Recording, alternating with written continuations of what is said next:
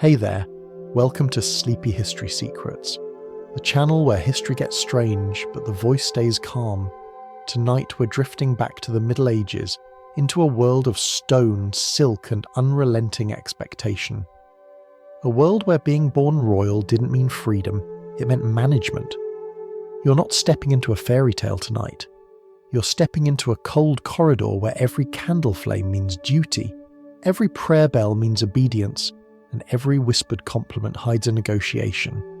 But before you settle in and get cozy, I'd love if you could take a quiet moment to like this video and subscribe, only if you truly enjoy falling asleep to humanity's bad decisions dressed in velvet. And when you're ready, tell me in the comments where in the world you're listening from and what time it is for you right now. I always find it oddly comforting to imagine how many of us are awake at the wrong hour, each in our own little corner of history. So, if you can, dim the lights. Let the room fall into that soft late-night hush where the air feels thicker than usual, and maybe let a fan hum gently in the background. You might even picture the faint echo of footsteps through a castle hall, the smell of beeswax candles, the sigh of old stone that never seems to warm. And now, when you're ready, let's wander quietly into the life of a medieval princess. A story that sparkles only if you don't look too closely at the frost on the window. You're born in a castle that looks impressive from a distance and inconvenient up close. The walls are thick enough to keep out armies, but not the wind. The midwives mutter prayers to 3 different saints at once, just in case one of them is actually on duty tonight. The air smells of smoke, sweat, and melted tallow. Outside, bells toll for evening mass. Inside, a small cry announces that a new political asset has arrived. No one says it aloud, of course. They say blessing, not bargaining chip. They call you a gift, a miracle, a vessel of lineage. All perfectly polite ways of saying that your worth has been pre-assigned. Within an hour, a clerk is already sketching your name into the royal ledger, beside a note that reads something like potential alliance material. Your first bedroom is not a nursery but a chapel corner. The candles burn day and night to ward off evil spirits and draughts which are equally persistent.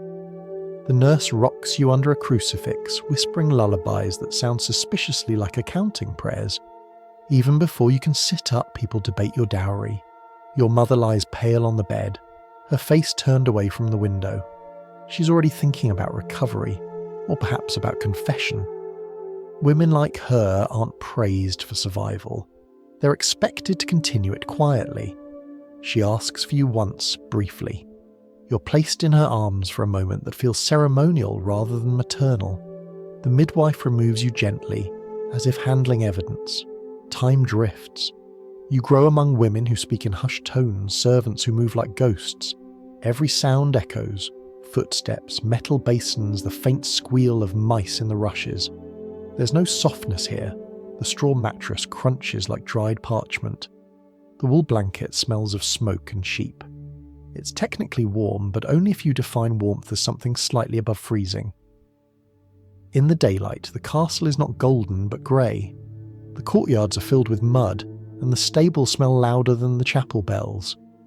When visitors arrive, tapestries are hurriedly hung to hide damp walls. From the outside, it looks regal. From the inside, it looks like someone built a monument and then forgot to install comfort. By the time you can walk, you already understand posture. You've learned to lower your eyes, to fold your hands, to bow without thought. The governess corrects you with a switch of willow whenever you forget. There's a small bruise on your wrist shaped exactly like instruction. You're told that obedience is beauty, and beauty is holiness. It's hard to argue when everyone nods so serenely. Meals are short and silent. You sit beside your mother, still more symbol than person. She eats sparingly, like a ghost pretending to dine. The food is plain, dark bread, a little cheese, watered wine. You copy her every movement, break, lift, chew, swallow, bow your head. The goal is not to enjoy it, only to prove control over hunger. It's an early lesson in the fine art of denial. The only warmth you know comes from ceremony. When the priest lifts his hands, everyone kneels, and for a moment the air feels almost kind. The candles sway in unison. The Latin chants rise and fall like breathing. You don't understand the words, but you learn their rhythm. Faith, for you, is mostly choreography. Sometimes at night, when the castle has gone still, your nurse tells stories about princesses who are loved for their grace and married for their virtue. You don't realise until later that they all sound suspiciously the same. No one ever tells you what happens after the wedding. The story always ends just as the girl stops being herself. Still, you dream, because dreaming is the only rebellion available. You dream of open air, of walking without attendants, of hearing your own footsteps without echo. In the dream, no one watches. In the morning, the dream dissolves like frost on the window ledge. You wake, and the room is cold again. Your mother visits once a day, gliding through the doorway with a retinue of maids. She smells of rosewater and restraint. She never sits. She stands, reciting updates about your father's campaigns, the condition of the vineyards, the health of the royal hounds. She looks at you as if through a veil, which in fairness she literally is. When she leaves, the air feels emptier than before. Outside your chamber, the world is changing. Battles, harvests, alliances. But inside, time stands still, kept company by the ticking drip of melted wax. You are an idea in human form, too valuable to touch, too fragile to release. And though you don't yet know it, this mixture of reverence and restriction will shape every breath you take. If we let time drift a little further, the lessons will multiply, and childhood will become rehearsal for prayer, for grace, and for a lifetime of beautiful endurance. You grow up beneath the rhythm of bells. Each one divides the day more precisely than any clock could. Dawn belongs to the chapel, noon belongs to discipline, and night belongs to reflection. Though reflection mostly means keeping quiet while everyone else prays. The sound of the bells seeps through every stone and settles in your bones. You no longer hear them as sound. They're simply the pulse of your world. The mornings begin with cold, the kind of cold that lives, not in the air but inside the walls. You wake under a blanket that smells of smoke and sheep, your breath a thin cloud in the dim light. Somewhere beyond the corridor, a servant stirs the hearth, coaxing a reluctant flame. You're expected to rise before the fire does. Virtue, you're told, is measured in discomfort, so you shiver yourself upright and call it holiness. A maid pours water into a copper basin. The surface trembles, catching the candlelight in soft golden ripples. You dip your fingers into it, hiss at the chill, and make the sign of the cross. Washing is more symbolic than effective. Dirt is forgiven faster than sin. Then come the prayers. The governess leads you and 3 other girls down the echoing corridor, where the chapel waits with its eternal chill. You kneel on the stone floor, thin cushion beneath your knees, and recite Latin verses you don't understand. The words sound elegant, which seems to be enough. You stumble once, misplacing a syllable. The governess corrects you with a gentle tap from a polished wooden rod. Not a punishment, she says, just a reminder from God's grammar department. After prayer comes instruction. Your tutor, a pale monk with permanently raised eyebrows, believes that knowledge is best absorbed through repetition and mild terror. You trace letters on parchment while he watches. The ink freezes at the tip of the quill, thick and sluggish, as if reluctant to participate. Every mistake is scraped away with a tiny knife, leaving scars on the page that look a bit like the ones on your hands from embroidery needles. You're told that scars, on paper or flesh, mean effort. You count with Roman numerals, a system that refuses to acknowledge the concept of zero. It's strangely fitting.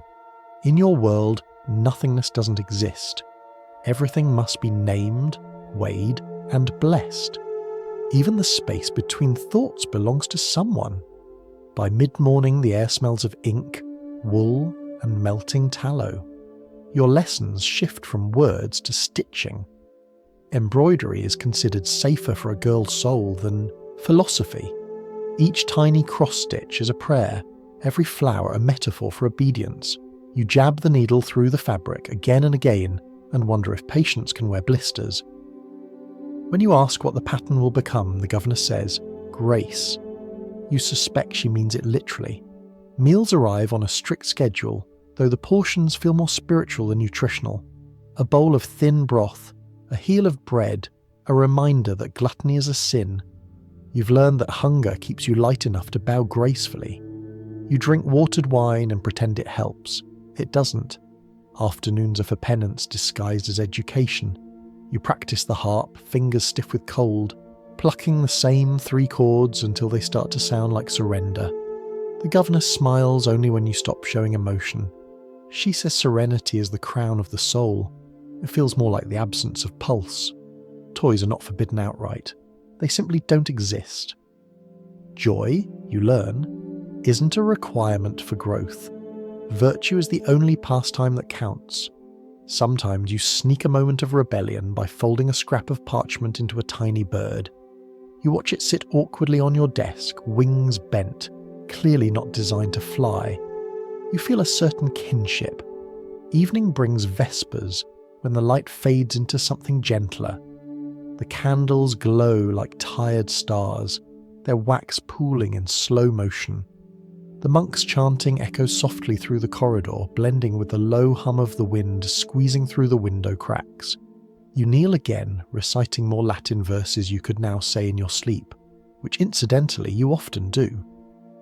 Between prayers, your mind wanders to the things you're not supposed to think about. The smell of bread from the kitchens, the laughter you hear from the stables, the way the world outside seems to move without supervision. You wonder what it's like to laugh without guilt. Then the bell rings again, and the thought folds itself neatly back into silence. At night, the castle sighs around you.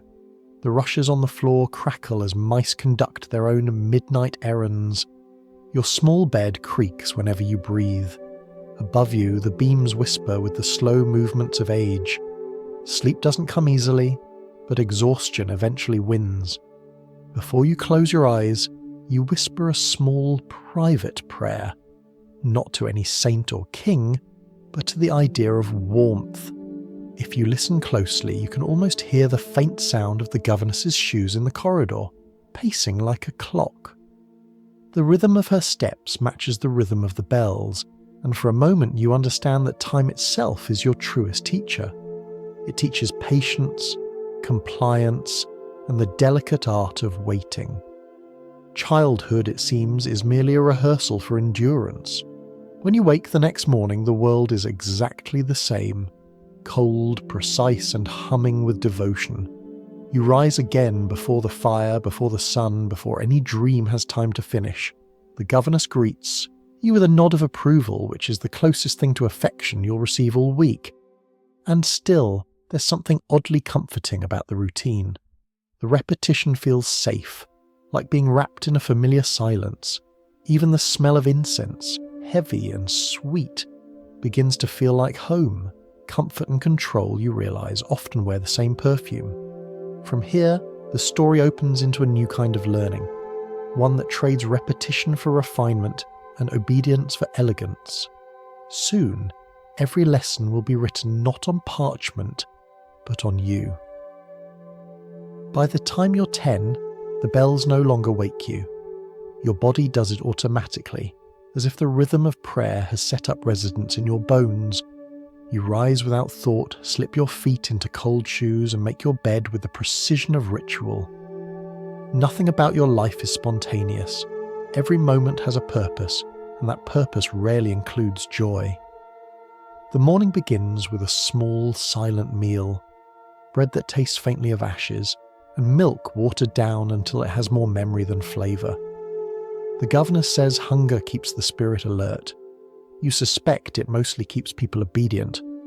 You finish in silence, fold your napkin, and wait to be dismissed like a polite ghost. Your education is not meant to enlighten you, it is meant to shape you. You learn what to think, how to think it, and when to stop thinking entirely. Lessons start in the small classroom off the main corridor, where sunlight drips through narrow windows like diluted gold. The walls are lined with saints painted in patient suffering, perfect study partners since they never interrupt. Your tutor today is Brother Anselm, a man who believes enthusiasm is a moral flaw. He's thin enough to be mistaken for a shadow in certain light and wears a permanent frown that could curdle cream. He places a sheet of parchment in front of you, along with a quill that looks recently plucked from an anxious bird. Psalm 31, he says. You copy each word carefully, watching the ink form tiny rivers across the page. The Latin glides beautifully but means little. Understanding isn't required. Accuracy is. A drop of ink lands on your sleeve. Brother Anselm sighs as though civilization itself has been endangered. He wipes it with the corner of his robe and mutters something about vanity. You lower your eyes. The rule is simple. Knowledge without humility is dangerous, and humility without bruises is suspect. After scripture, you move to arithmetic. You count with Roman numerals, a set of symbols that refuses to make sense. There is no symbol for nothing, which feels about right. You add and subtract with chalk on a slate, careful not to press too hard. Every problem is a polite request to behave. The monk explains that this system has served scholars for centuries. You nod, though you silently wonder if those scholars ever tried buying bread with it. At midday, the lessons shift to music. You are handed a harp nearly as tall as you, its strings taut and gleaming. The air smells of resin and dust. A lady from the neighbouring convent, Sister Eloise, oversees your posture. Grace in the body creates grace in the soul, she says, tapping your shoulder until it obeys. You pluck the strings gently, and they answer with a thin, trembling note. Neither happy nor sad, just tired. You repeat the same melody until it stops sounding like music and becomes muscle memory. By now, your fingertips sting, your back aches, and your patience resembles a fraying ribbon. The lesson continues because endurance is a virtue. When you falter, Sister Eloise smiles kindly and adjusts your wrist. Perfection, she whispers, is the only true prayer. You smile back, though mostly out of survival instinct. After music comes embroidery. The light from the window falls across your hands, catching the needle as it glints and disappears into the fabric. You stitch roses, lilies, and angels in tidy rows. Each pattern symbolizes something holy: faith, purity, patience. You realize none of them represent curiosity. Every thread you pull tightens the invisible cage around you, and yet the result is undeniably beautiful. You learn early that beauty often is. Across the room, other girls work in the same silence, heads bowed. The faint sound of thread sliding through cloth becomes a kind of whisper. If you close your eyes, it sounds almost like the murmur of distant water. It's soothing, until you remember that the water is imaginary and the thread is real. Sometimes, to keep yourself entertained, you stitch tiny imperfections into the designs. A petal slightly bent, an angel with one wing shorter than the other. No one ever notices. It's your secret, your private rebellion in silk. You tell yourself that's how freedom starts. Not with fire, but with a slightly crooked stitch. After embroidery comes reading. You're allowed only devotional texts, saints, virtues, and the occasional miracle story where someone's suffering is rewarded with early death and canonization. You learn to nod approvingly at each conclusion. Reading for pleasure isn't encouraged. Words are meant to guide, not delight. Still, you memorize whole pages out of sheer hunger for sound. Brother Anselm returns to test you. He asks questions that have only one acceptable answer. You give it, perfectly rehearsed. He looks pleased, though his version of pleasure is nearly indistinguishable from boredom. He praises your obedience, not your understanding. "You're becoming a true lady," he says, "one who knows her place." You thank him. That is also part of the lesson. Outside, the day passes unnoticed. You hear birds through the narrow slit of a window singing in no known key. You envy them, though you'd never say it loud. You've been told that envy is corrosive, like rust on the soul. You wonder what word they'd use for curiosity. After the final prayer of the day, you sit at the small wooden desk by your bed and write your own copy of the Psalms. The candlelight trembles across the parchment, making each letter shimmer like a secret. You pause midway and stare at the flicker of your own handwriting. For the first time, you realize that language is a kind of power. You can repeat words others wrote, yes, but you can also choose where to stop. It's not rebellion, not yet. It's simply a new awareness that silence can be deliberate. You close the book gently and hide it beneath the pillow. The wax drips, forming pale rivers on the wooden table, and the smell of smoke settles softly into the fabric of your dress. As the night deepens, you listen to the wind humming through the corridor, a slow, patient hymn of its own. You think of all the things you've been taught: numbers that refuse zero, music that forbids joy, prayers that forbid questions. Each one feels like a rule carved into the air. You whisper them quietly, testing their weight, and discover that none of them sound entirely convincing anymore. When you finally drift towards sleep, the last thing you remember is the candlelight bending toward you, as if even the flame is curious. The story breathes again just a few steps ahead.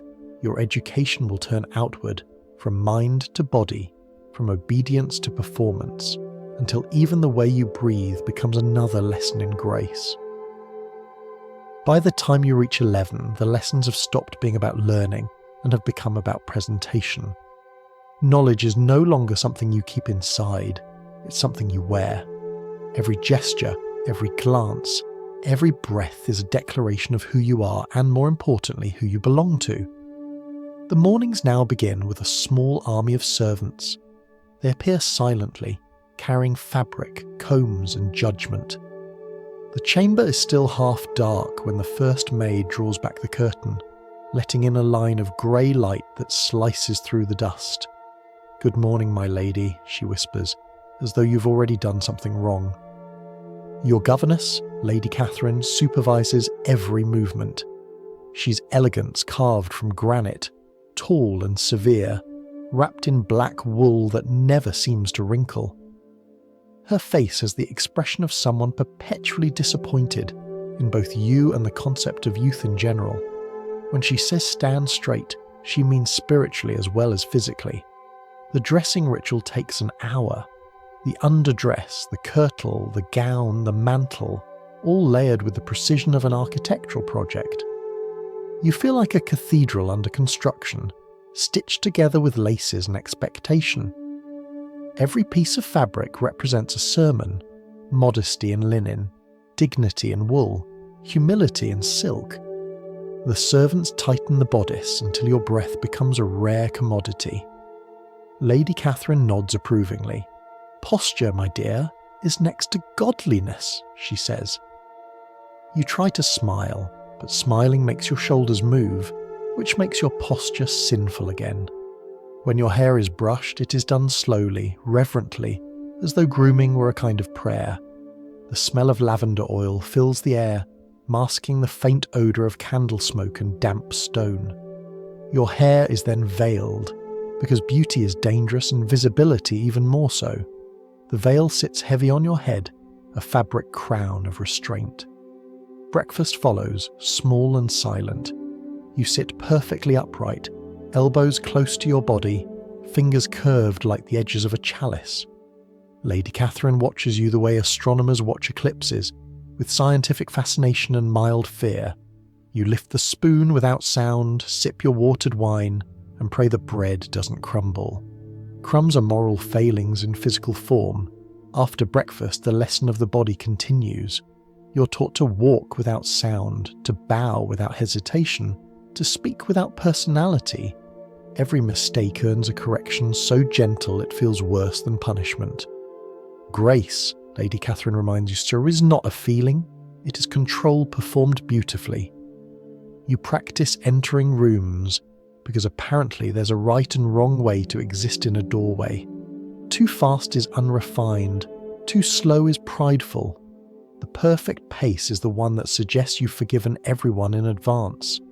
You repeat the movement until your feet memorize the theology of moderation. When the tutor arrives, it's not for academics, but for etiquette. He brings a thick book of manners disguised as a devotional. The text begins with, "The soul's posture reflects the body's." You read it aloud, carefully balancing piety and good diction. The pages are filled with instructions on how to laugh without showing teeth, how to lower your gaze just enough to flatter without implying equality, and how to sit in the presence of holiness, which, in your world, includes almost everyone above you. At midday, the great hall fills with the low hum of conversation. Courtiers visit. Minor nobles arrive with their children.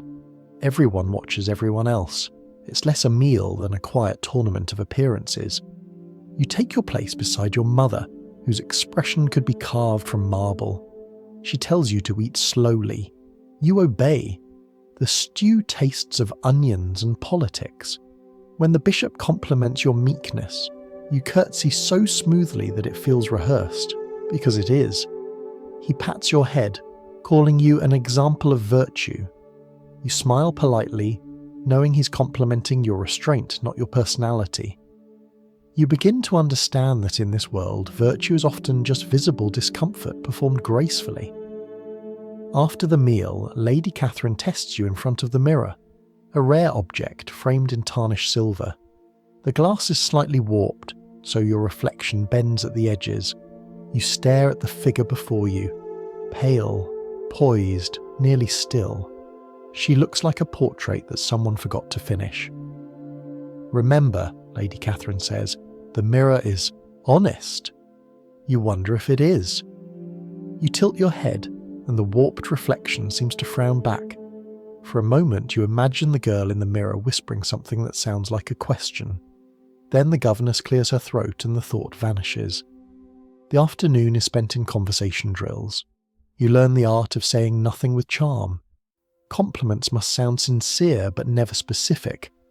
Agreement must sound thoughtful but never original. You practice phrases like, "Indeed, that is wise," and "How generous of you to share such insight."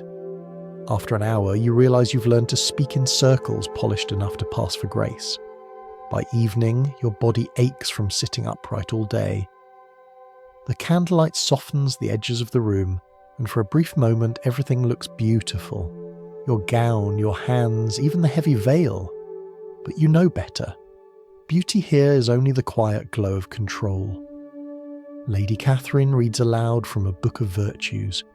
Each passage sounds suspiciously like a threat wrapped in poetry. "Humility elevates the soul," she intones. You nod, wondering how a soul can rise when the body beneath it can't breathe. When the day finally ends, you undress in reverse order. Mantle, gown, kirtle, underdress. Like peeling away layers of someone else's thoughts. You're left in a plain linen shift, light as a sigh. The fire in the hearth flickers weakly, painting the walls in restless gold. You crawl into bed, feeling both weightless and trapped.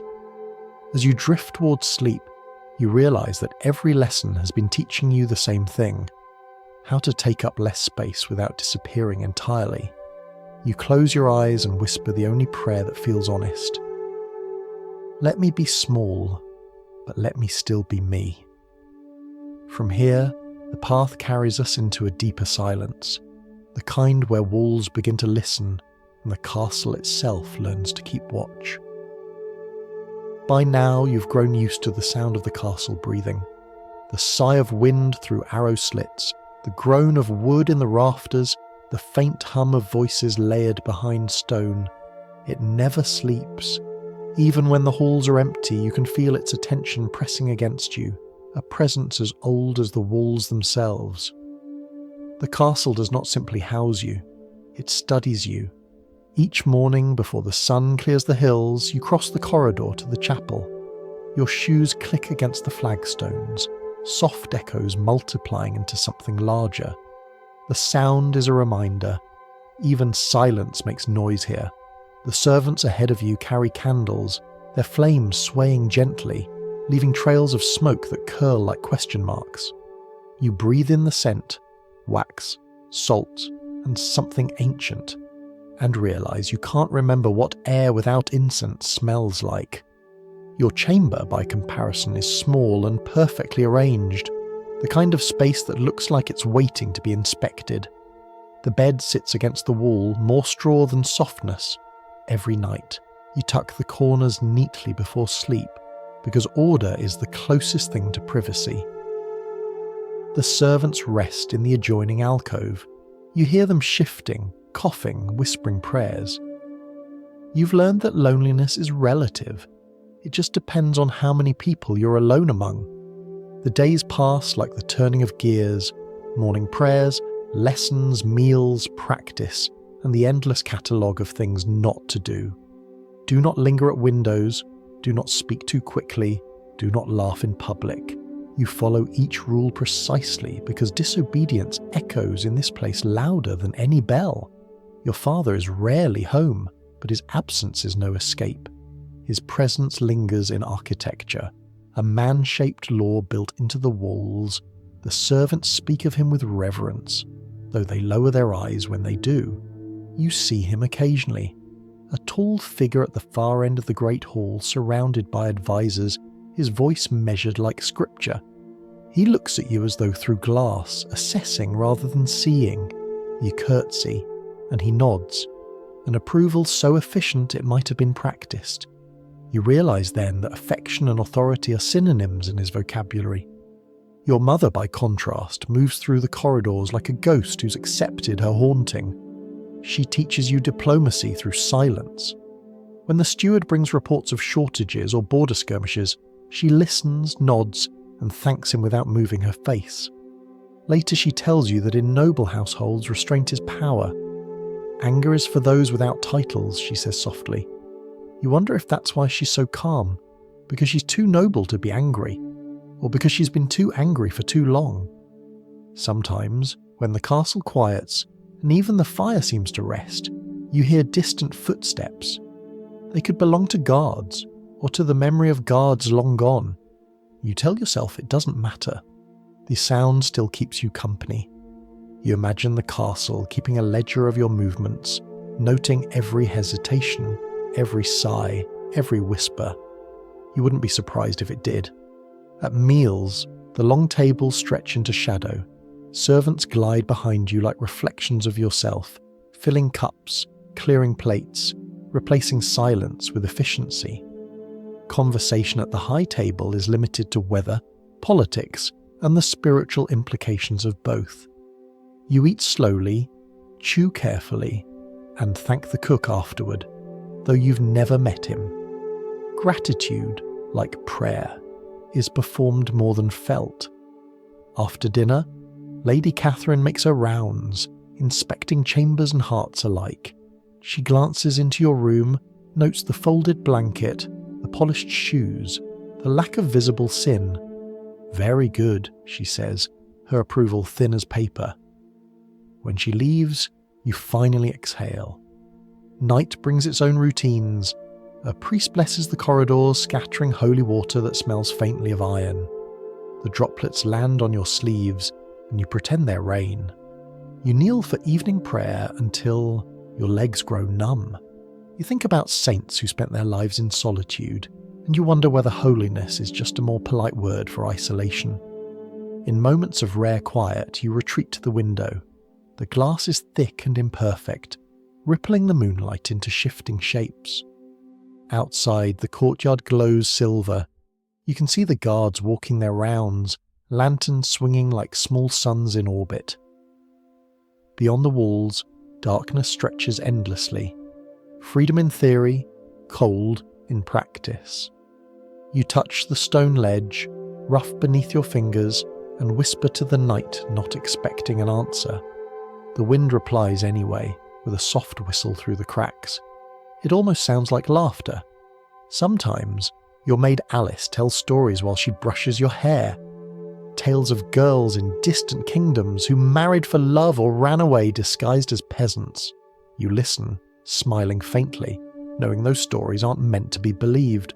Still, you let them unfold, because imagination is the one luxury your rank can't forbid. When she finishes, you thank her, and she curtsies, pretending not to see the way you clutch your mother's ring. The ring is small, plain, and slightly warm from your skin. Your mother gave it to you on your 10th birthday, pressing it into your palm with the quiet urgency of confession. "This is not just gold," she whispered. "It's a circle. Remember what that means." You still don't know if she meant eternity or entrapment. Perhaps both. The older you grow, the more the castle feels alive, but not in a comforting way. It's not a guardian, it's a witness. Every prayer you whisper, every tear you don't shed, every rule you follow, it all gets absorbed into the walls, stored somewhere between the mortar and memory. You start to believe that the building itself holds the true chronicle of your life, not the scribes. When you die, you think the stone will remember the exact sound of your breath. As the candle burns low beside your bed, you study the flame trembling in the draught. The castle's breath again. The air feels watchful, aware. You pull the blanket higher, though warmth is mostly symbolic here. Somewhere far away another bell tolls, its echo finding you through corridors and sleep. You realize that the world beyond these walls is preparing for something, a future you're already assigned to play a part in.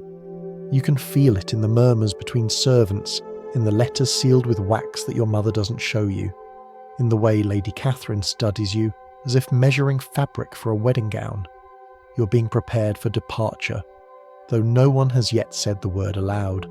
Still, you know. Because in a house where everything is ritual, even silence has a pattern, and this silence feels like goodbye.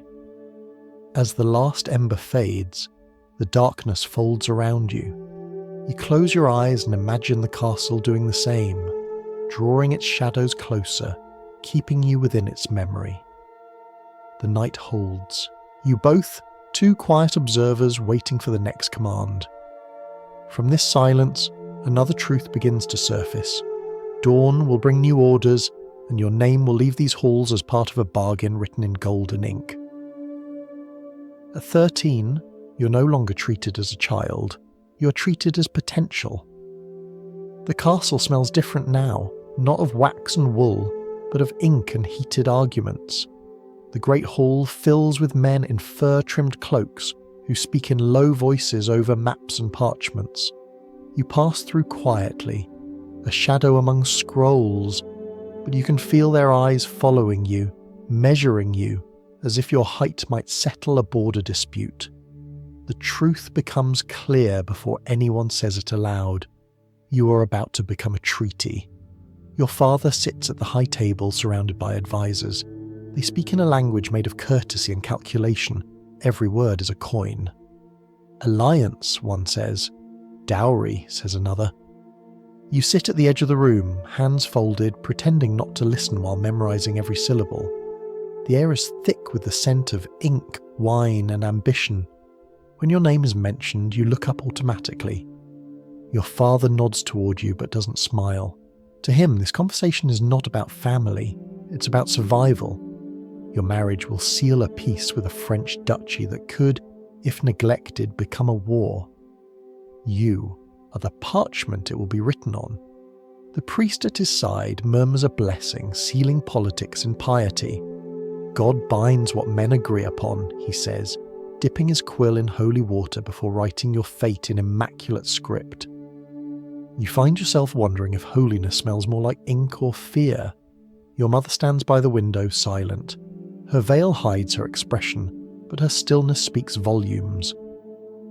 Later that evening she comes to your chamber, her eyes soft but practical. It will not be so bad, she says, smoothing the sleeves of your gown. You will be well treated. They say the prince is scholarly. You know she means he's unlikely to hit you in public. You try to imagine this French prince. In your mind, he's tall, polite, and slightly blurry, like a figure painted before the artist decided on the face. You ask what he looks like. Your mother hesitates. Appropriate, she finally says, which feels less like comfort and more like compromise. The following days become a flurry of preparation. Tailors arrive with bolts of fabric in colours you've never worn. Gold thread, velvet, lace, all too heavy for summer and too expensive for comfort.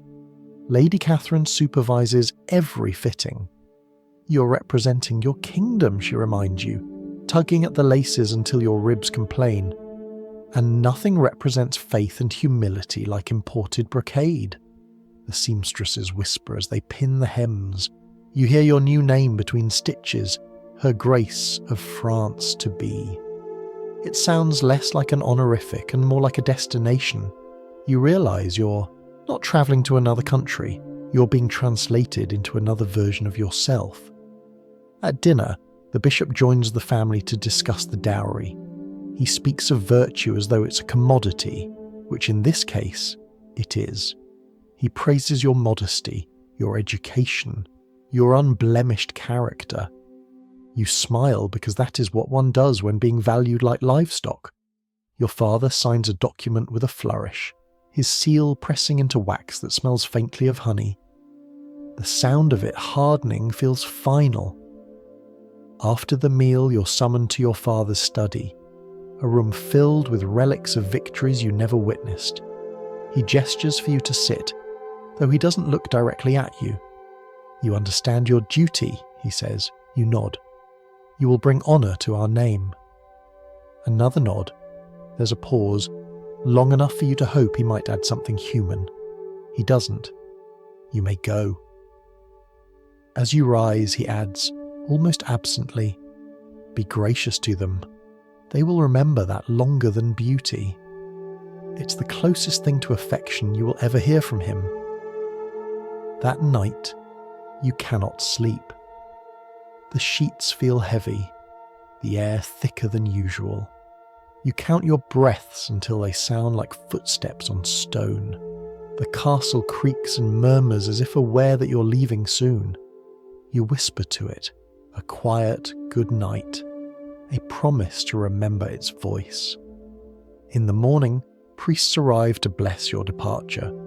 They sprinkle holy water on your trunks and whisper prayers over your gowns, as if silk can be baptized. Lady Catherine inspects everything with military precision.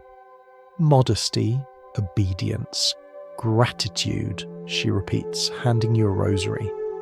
And remember, grace does not cry. Before you depart, your mother meets you in the chapel.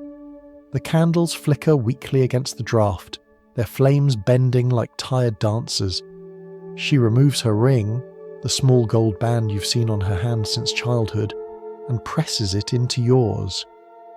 It belonged to my mother, she says. Wear it when you can, hide it when you must.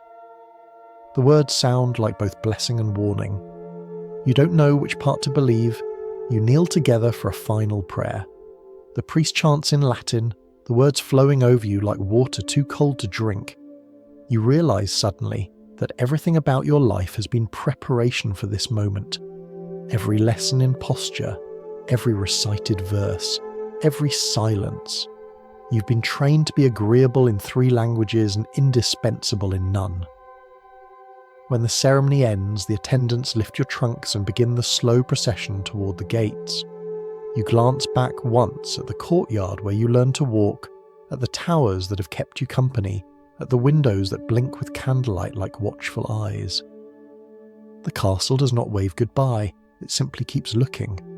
The gates close behind you with a sound that feels like punctuation. The air outside smells different, sharper, freer, and slightly dangerous. You climb into the carriage, sitting between Lady Catherine and a trunk full of expectations. The wheels creak forward, and the road stretches ahead, grey and uncertain. You rest your hand on your mother's ring, hidden beneath the glove. It's still warm. Somewhere in the distance, another church bell rings, carrying its echo toward you across the fields. You wonder if the sound will follow you all the way to France. If we follow the path from here, it will carry you across borders, into ceremonies you don't understand, and toward a husband you've never met. But for now, you breathe, steady and slow, like someone practicing the art of becoming a promise. You're woken before dawn, not by bells this time, but by footsteps, the kind of careful, measured footsteps that mean ceremony. The governess enters holding a gown you've never seen before, pale ivory lined with silver thread, smelling faintly of cedar and sanctity.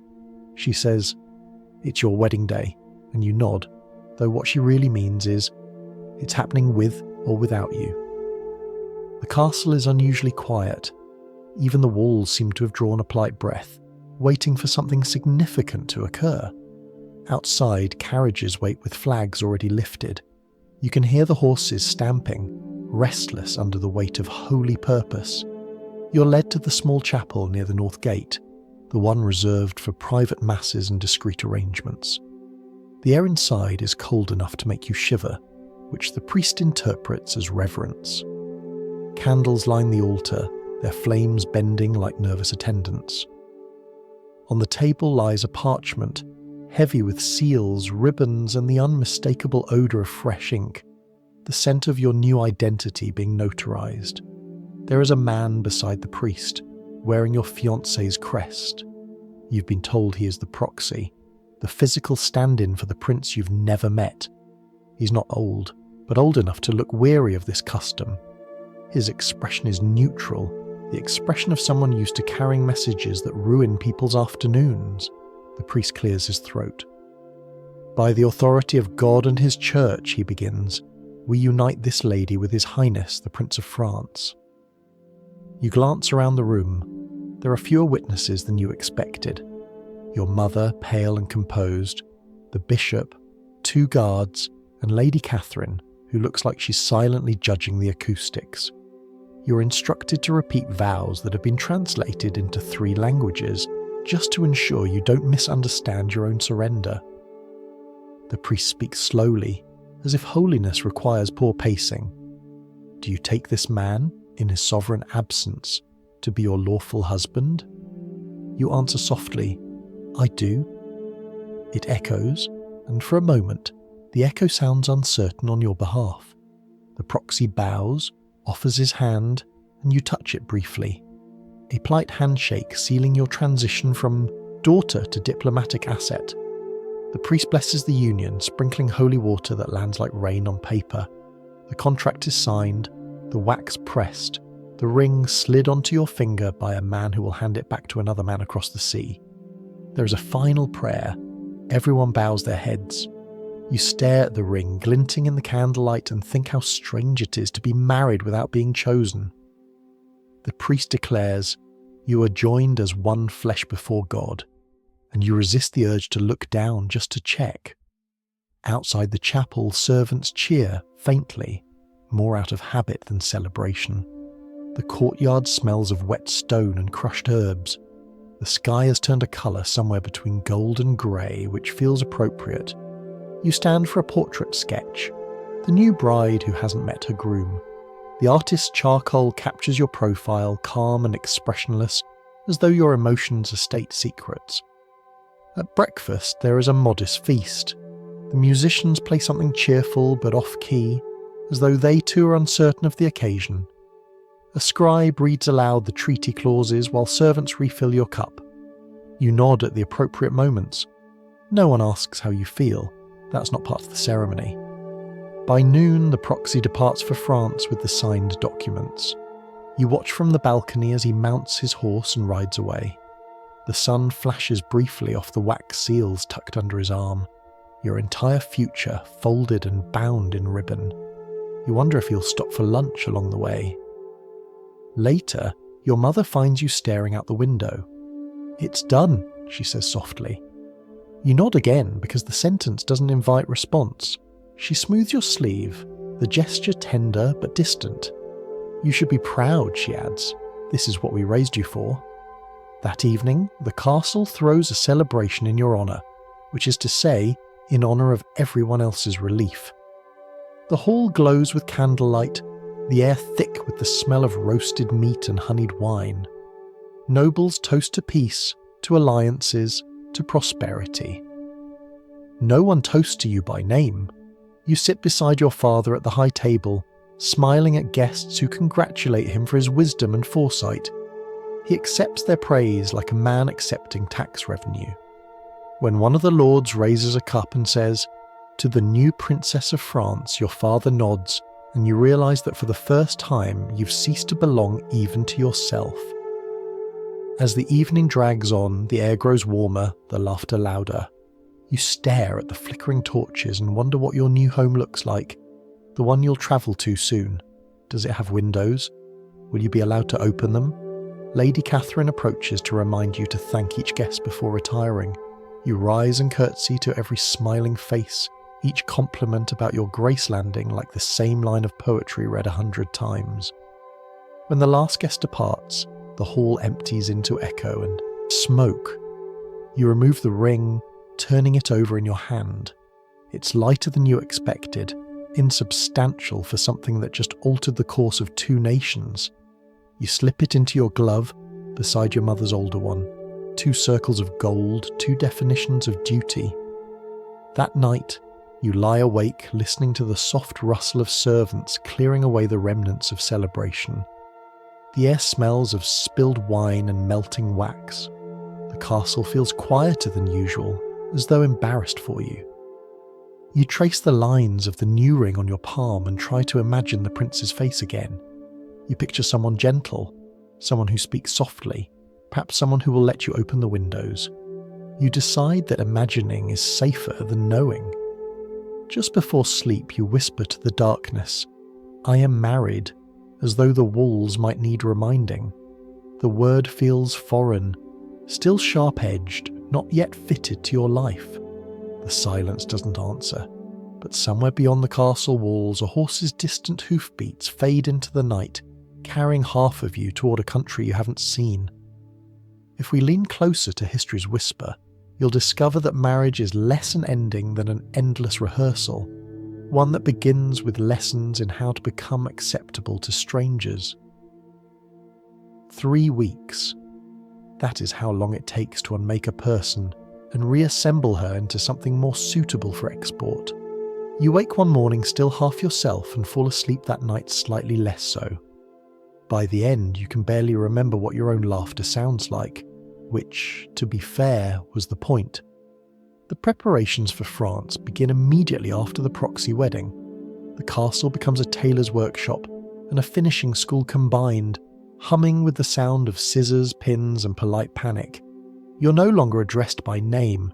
You're Her Grace of France-to-be, a title that sounds like an unfinished sentence. The French tutors arrive first, bringing with them trunks of books, dictionaries, and a faint air of condescension. They correct your pronunciation before you finish breathing. Every R must be rolled delicately, every vowel softened until it feels like silk slipping off the tongue. "You must sound like music," says Monsieur Duval, tapping the table lightly. You nod, though the melody of your old language still echoes inside your mouth. When you mispronounce a word, he sighs dramatically. "You're not a soldier," he says. "You're poetry." You want to ask if poetry is allowed to eat or sleep, but you simply repeat the word again until he smiles. Then come the lessons in etiquette, the French kind, which apparently differs from the English by several degrees of suffering. You learn to greet with a bow, precise to the angle of the sun, to glide rather than walk, and to smile only when it could be mistaken for humility. The tutor tells you that posture is an international language. If you stand wrong, she says, they will assume you think wrong. Your gowns are remade to suit Parisian taste. The English sleeves are declared too plain, the neckline too severe. Seamstresses chatter as they cut and restitch, turning you into a bilingual garment. The fabrics arrive from the coast, heavy and perfumed with salt. You're measured so often that you begin to suspect your ribs have become public property. Lady Catherine oversees the fittings with an expression that could pierce steel. She argues with the French tailor in low, venomous whispers about modesty versus fashion. You stand in the middle like an awkward translation of the word obedience. In the end, they compromise. The gowns are modest from the front and French from every other angle. The mirror in your chamber becomes an accomplice to the transformation. Each day it reflects a stranger, someone with smoother gestures, slower words, and a practiced serenity that feels almost like calm. You start to perform composure so often it becomes muscle memory. You bow to invisible people just to keep the rhythm. Meals change too. The cook experiments with French dishes so you won't look surprised when you arrive. You learn that in France even soup has opinions. Everything is served in courses with sauces so complicated they require confession afterward. Lady Catherine watches your every bite, whispering reminders. Smaller portions, slower movements, swallow before thinking. You become fluent in restraint. In quieter moments, you practice conversation. The goal is to be agreeable but not memorable. The French tutor explains, charm is balance. You must shine just enough to make men feel intelligent in your presence. You nod and try to picture what that looks like. It sounds exhausting. At night, you study by candlelight, not philosophy or history, but names. The names of dukes, duchesses, bishops, and courtiers you will soon have to recognize on sight. Each comes with a warning. Who is ambitious? Who is dangerous? Who is to be flattered in Latin? You memorize them the way soldiers memorize enemies. The castle, once familiar, now feels like a set being dismantled after a play. Servants whisper in doorways. Trunks line the corridors. Even the air smells temporary. The walls that once watched you now seem relieved to see you go. You begin to feel like a guest in your own past. On the last day of lessons, Lady Catherine enters carrying a small box. Inside lies a piece of parchment folded neatly, sealed with wax. "This is your husband's likeness," she says, "a painted miniature." You open it and find a careful rendering of a young man with dark eyes and an expression that suggests both kindness and suspicion. You study his face for a long time, as though memorizing a stranger's handwriting. "He seems thoughtful," you say. Lady Catherine shrugs. They all do in portraits. That evening your mother visits one final time. She looks tired but composed, her veil a soft blur in the candlelight. "You've done well," she says. "You will be admired." You almost ask if admiration feels anything like love, but the question dies politely in your throat. She places her hands on your shoulders and holds your gaze. "Do not forget who you are," she says. You want to ask who that is now, but you simply bow your head. The following morning you dress for departure. The gown is pale blue, trimmed with pearls that catch the early light like trapped raindrops. The servants kneel as you pass, murmuring blessings and goodbyes. You smile at each of them, even the ones who never liked you much. There's no bitterness left, just the hollow calm of inevitability. As you walk through the courtyard, a breeze catches the hem of your cloak. It smells faintly of spring, though the ground is still frozen. You touch your glove, feeling the faint weight of 2 rings hidden beneath it. Your mother's circle of duty and your new circle of alliance. Together they press lightly against your palm, warm despite the cold. The carriage waits at the gate, its wheels already dusted with frost. The driver bows. Behind you, the castle looms like a memory trying to stay relevant. You glance back once, half expecting the walls to whisper something. But the castle remains silent, as it always has. Lady Catherine steps into the carriage beside you, her presence both anchor and chain. "Remember your lessons," she says, arranging her cloak. "Perfection measured in inches and obedience." You nod, and the horses lurch forward. The road stretches ahead, long, grey, and full of promises you didn't make. You rest your head against the window, watching the landscape change shape, as if someone were erasing your old life behind you. Somewhere beyond the hills lies France, a country that already thinks it knows who you are. You close your eyes and try to meet that expectation halfway. As night deepens, another part of the tale unfolds. The road will end at the edge of the sea, and you'll discover that even water has rules when it comes to obedience. The journey begins before the sun has properly decided to rise. The courtyard is filled with mist, curling around the horses like breath made visible. Servants hurry through the fog, loading trunks, fastening harnesses, whispering last-minute prayers that sound more like weather reports. You sit inside the carriage, wrapped in a cloak that smells faintly of lavender and fear. Lady Catherine settles across from you, already upright, already composed. She could ride through an earthquake without creasing a sleeve.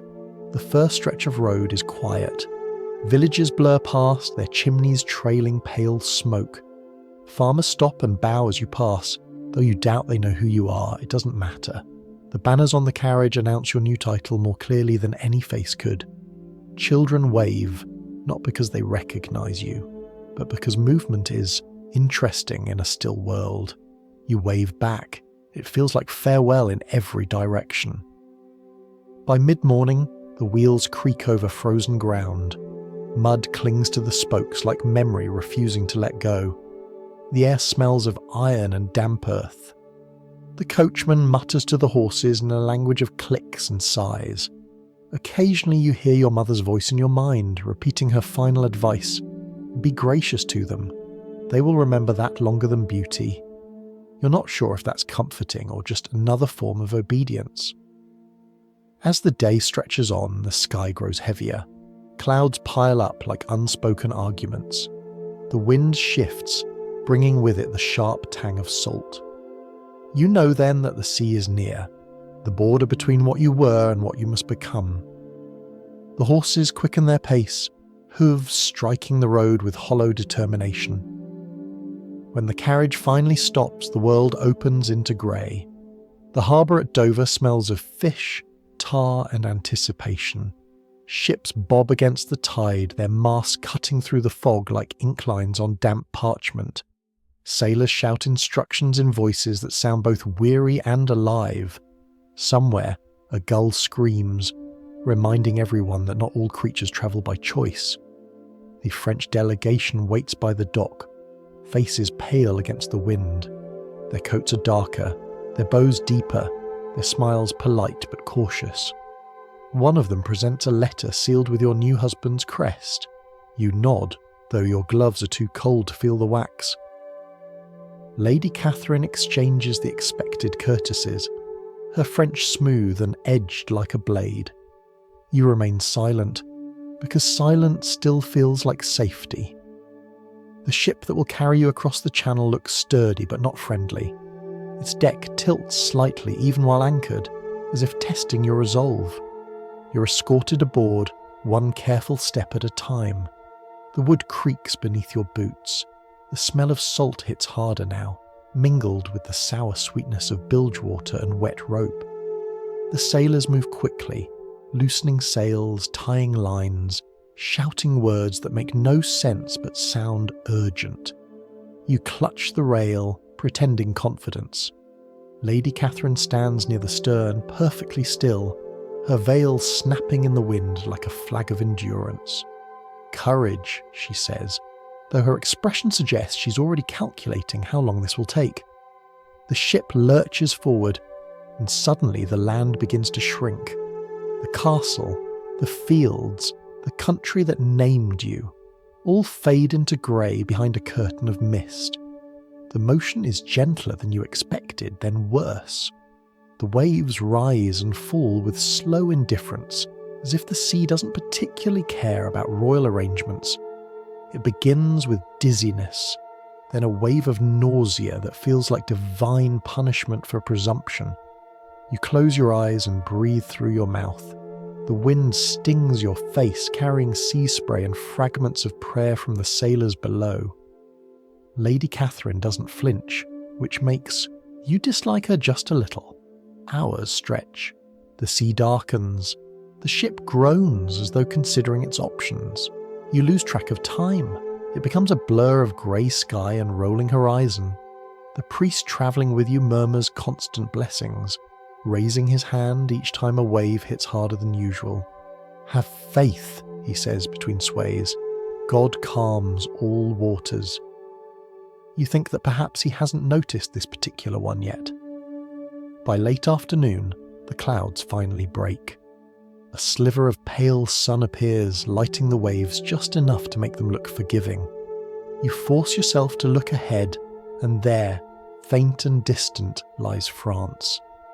The shoreline is a smudge of green and white, hazy but real. The priest smiles, triumphant, as though he personally arranged it. "Behold," he says, "a new beginning." You manage a weak nod, though your stomach disagrees. When the ship docks at Calais, the deck erupts with movement. Sailors shout, ropes fly, gulls scream again, claiming the moment as their own. You step onto the gangplank with trembling legs, feeling every inch of the earth sway beneath you. The dock smells of seaweed and roasted fish, a small insult to royalty. A line of French courtiers awaits, resplendent in brocade and curiosity. You bow exactly as you practiced. One of them greets you with a phrase you recognize from lessons, something polite about peace and beauty.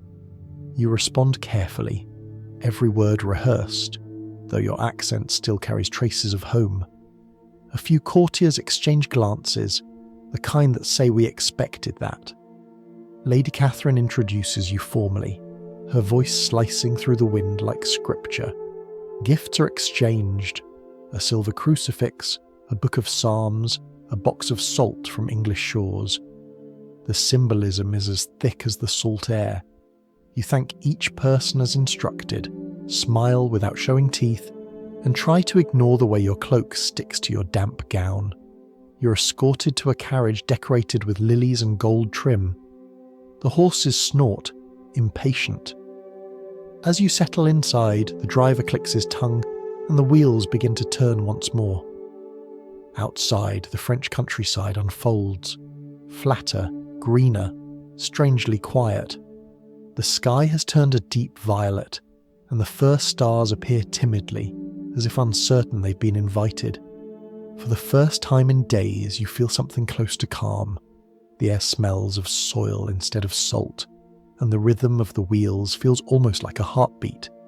You rest your forehead against the window, watching the reflection of your own face in the glass.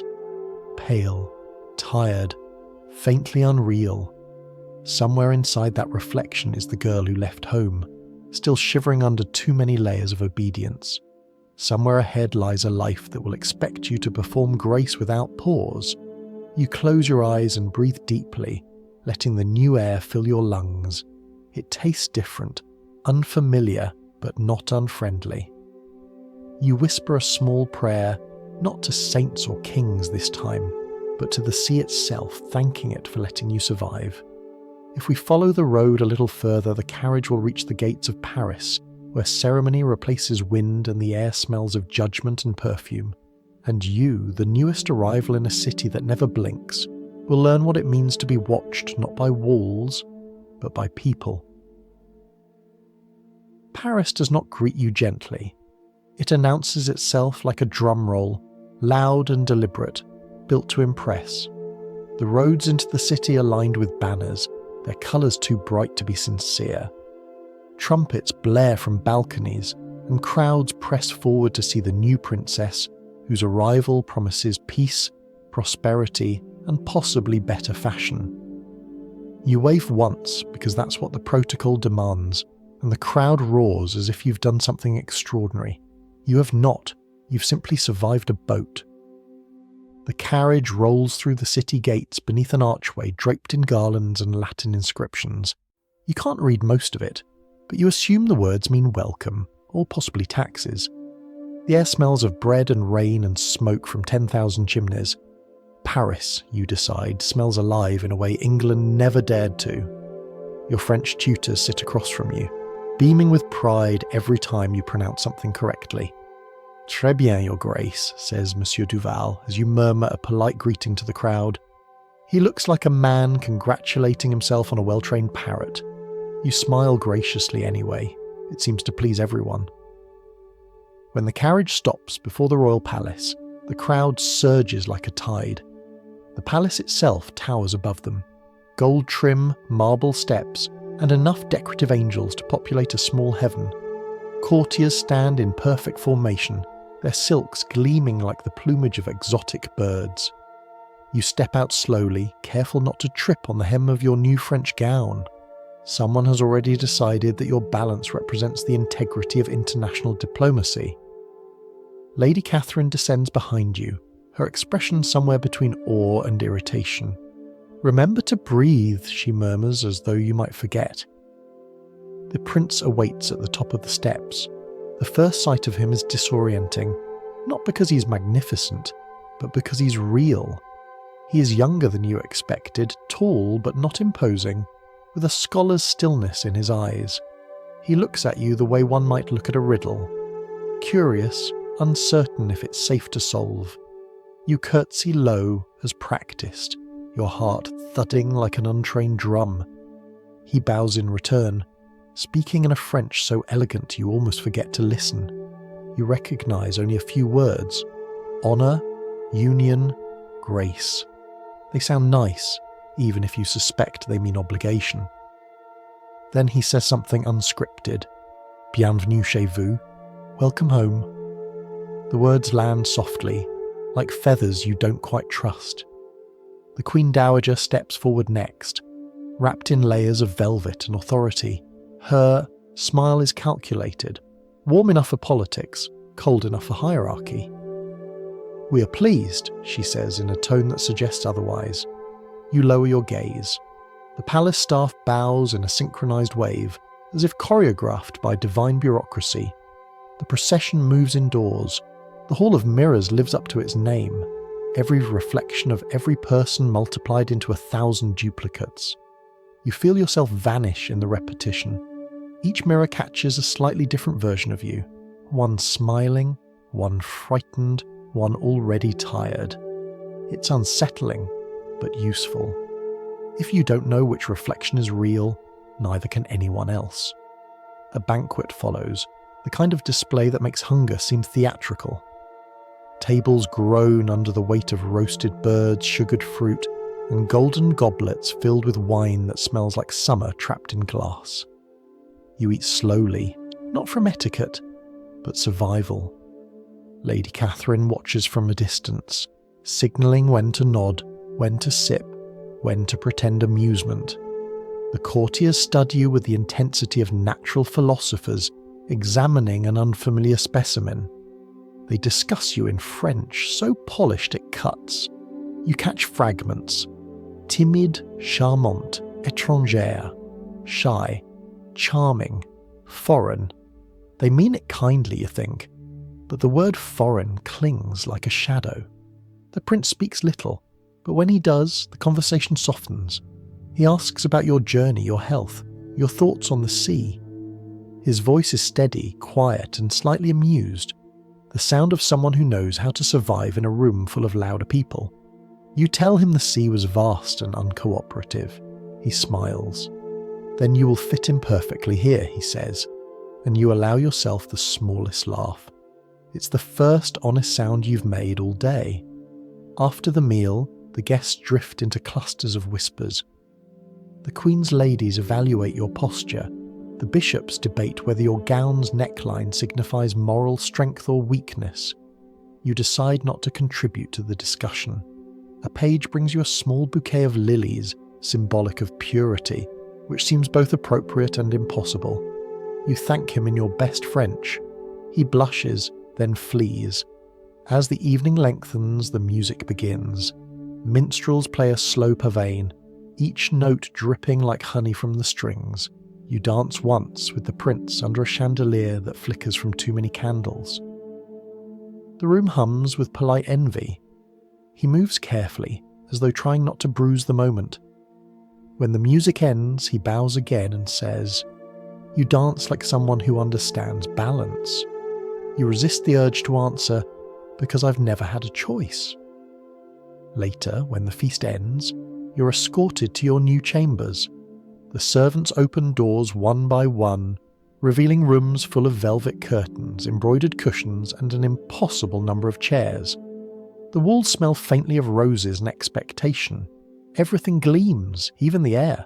It's beautiful in the way captivity often is. Elaborate, intentional, and far too clean. Lady Catherine inspects the room before dismissing the servants. It will do, she says, as though she plans to redecorate heaven next. You thank her, though gratitude feels hollow tonight. She nods once, lingering by the door. Remember, she says, every gesture is a message. They're watching how you breathe. Then she leaves, taking the last trace of familiarity with her. You walk slowly around the chamber, running your fingers along the silk drapes.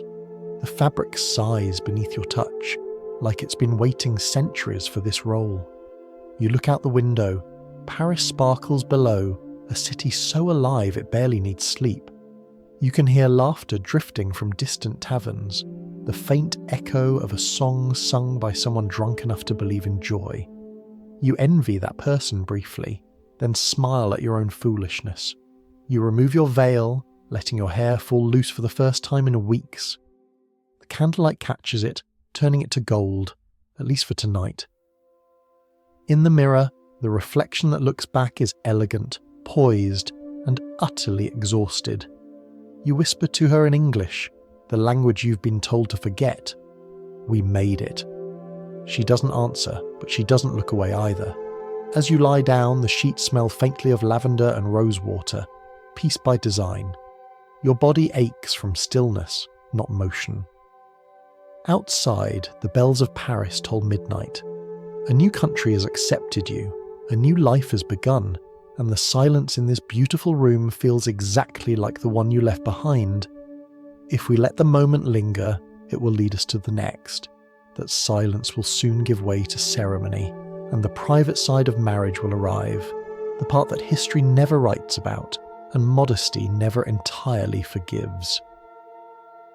You don't expect an audience for the first night of your marriage, but then again, nothing in your life has ever been private, not even your thoughts, which are monitored for tone. The sun sets over Paris, and the palace fills with the kind of anticipation usually reserved for miracles or executions. The corridors hum with whispers. Somewhere, a servant polishes a candlestick that no one will look at. The great bedchamber has been prepared like a stage. Candles stand in disciplined rows along the walls, their flames trembling as though they too understand what's about to happen. A priest has blessed the sheets. The Queen Dowager has approved the arrangement of the pillows. 2 attendants sprinkle rose petals with the enthusiasm of people who have done this many times before, and are still not sure why. You're dressed in a gown so heavy it could be mistaken for armour. Lady Catherine fusses with the sleeves until she deems you presentable for matrimony and public viewing. She whispers, "Grace above all," which seems an odd thing to say before what comes next. When the prince enters, the murmurs fade. He looks as uncomfortable as you feel. He offers a polite smile, the kind given to visiting ambassadors and frightened horses. His hair is slightly disordered, as though he's been pacing. You curtsy automatically. He bows. You both look around, as if expecting an adult to take over. The chamber fills with witnesses, courtiers, bishops, and ladies in waiting, each pretending to be somewhere else. The torches flicker, and a clerk records the proceedings, because apparently even modesty requires documentation. A herald announces the ritual. You try not to make eye contact with anyone. The priest speaks in Latin, his voice echoing off the stone. You recognise only a few words: blessing, union, flesh, eternity. None of them seem to belong in the same sentence. The air feels thick, perfumed, and faintly absurd. Then the curtains of the grand bed are drawn closed, a gesture that pretends to offer privacy, but succeeds only in turning you into a silhouette. You sit on the edge, staring at the embroidered lilies on the coverlet, and feel the collective weight of expectation pressing through the fabric. Somewhere beyond the curtains, someone coughs. The prince sits beside you, careful not to touch. He clears his throat. "This is unusual," he says quietly, his accent warm and tentative. You almost laugh. Almost. "Yes," you answer. "It seems history has no imagination." For a few blessed moments you both sit in silence, two strangers trapped in ceremony. The torches crackle. The crowd murmurs prayers to disguise their discomfort. Finally the prince sighs, the sound soft and human. "They will leave when they are satisfied we've done what they came to witness," he says. You nod, unable to find words large enough for the absurdity of that sentence. He reaches for your hand. His touch is hesitant, polite. "I'm sorry," he murmurs. You almost believe him. "So am I," you whisper back. And somehow, in the shared awkwardness, the fear softens. The curtains sway slightly as people shift beyond them, pretending patience. You both sit quietly until the priest coughs loudly, a holy reminder that the performance is running late. The prince looks at you, eyes gentle, resigned. "Shall we?" he says, like a man suggesting a walk rather than a coronation. What happens next is not passion but choreography. The torches burn lower, the witnesses murmur approval at appropriate intervals. The priest intones another blessing, which is somehow more intrusive than everything else. When it's over, the clerk makes a note, seals the record, and everyone files out with the solemn satisfaction of bureaucrats completing divine paperwork. At last, the doors close. The silence that follows feels alive. You exhale for the first time in hours. The prince leans back against the carved headboard and looks at you as though seeing a person, not an assignment. "It's done," he says softly. You nod. "Apparently so." He smiles faintly. "We are now officially the most discussed couple in Europe." You find yourself smiling too, and we haven't even spoken for an hour. For the first time, you both laugh, quietly, like conspirators in a joke too delicate for words. He reaches for a decanter of wine, pours 2 cups, and hands you one. "To diplomacy," he says. You lift yours in reply. "To survival." You drink. The wine tastes sharp and sweet, a little like freedom diluted with responsibility. The prince leans his head back, exhaustion finally winning over etiquette. "They will expect an heir quickly," he says. You nod. "They expect everything quickly." He glances at you again, thoughtful. "I am told you are well educated," he says. You wait for the punchline. "Latin, music, arithmetic without 0, he continues. "And yet they think our greatest accomplishment will be reproduction." You study him. "It's a simple equation," you say. 2 bodies, 1 legacy. He laughs again quietly. "You have a sharp mind. You should hide that. It's dangerous." "I've been practicing," you reply. The room feels warmer now, the candlelight softening the edges of everything. Outside, the distant bells of Paris mark midnight. Somewhere beyond the palace walls, life continues. Markets, taverns, songs, all blissfully unaware of the sacred bureaucracy just concluded. You finish your wine, place the cup beside the bed, and lie down. The prince extinguishes one of the candles, leaving the others to flicker gently, like stars pretending to stay awake. He doesn't touch you again. He simply says, "Good night, my lady," with a sincerity that almost sounds like respect. When you close your eyes, you think of the witnesses, the torches, the endless eyes watching from behind curtains. You imagine them fading, one by one, until only you and the prince remain. 2 figures adrift in the quiet aftermath of ceremony. You don't love him. You don't even know him. But you do understand him. Both of you are trapped inside a story written long before you were born. As you drift towards sleep, you realize that tonight's union has made you not freer, but visible. And visibility is just another form of captivity. The gossip will begin before dawn. The servants will whisper about the sheets, and the court will assign meaning to every blush and silence. You'll be discussed like a miracle, inspected like evidence, remembered like property. Still, the prince's last words linger gently in the dark. You have a sharp mind, he said. It's not love, but it's recognition. And in a world built on appearances, recognition might be the rarest intimacy of all. As the light shifts, another corner of the story appears, daylight will come with ceremony again, and the business of being watched will resume, this time as a daily occupation. The first morning of married life begins with applause. Not literal applause, but the quiet, satisfied bustle of servants who act as though they were personally responsible for your success. The sheets are inspected. The news travels faster than light through the corridors. Not the details, but the confirmation that everything went exactly as expected. The kingdom relaxes, the priests rejoice, and you discover that privacy ends at rumour. When you rise, the palace is already awake.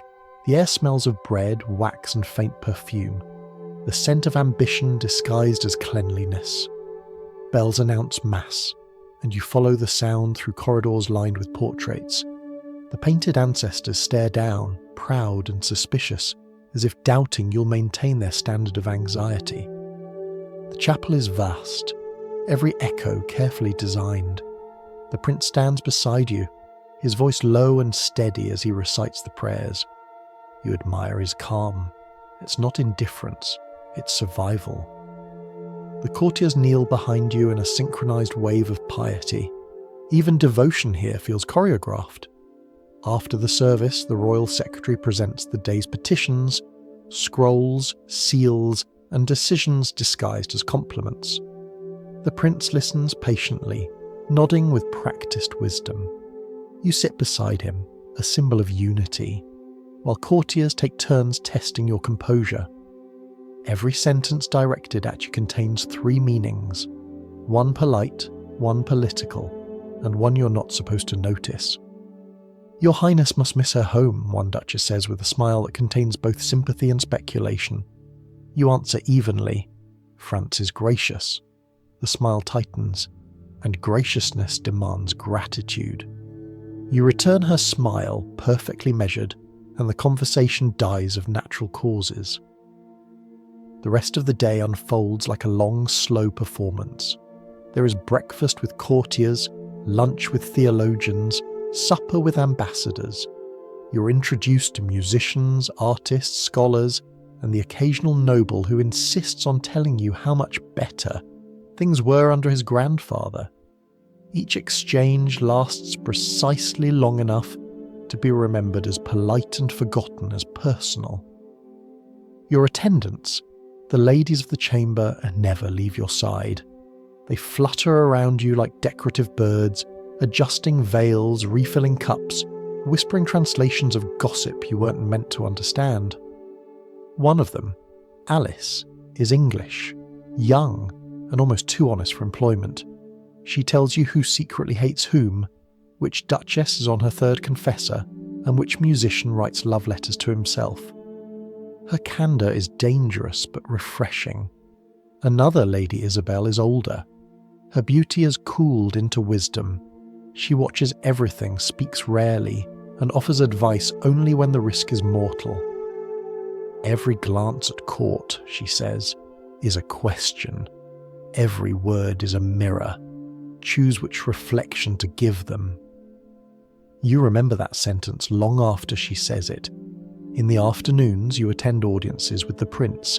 He handles politics. You handle presentation. When he speaks of taxes, you nod. When he grants clemency, you smile faintly, as though mercy were your shared invention. He looks at you sometimes, amused by the precision of your timing. You play your part well, he murmurs once between petitions.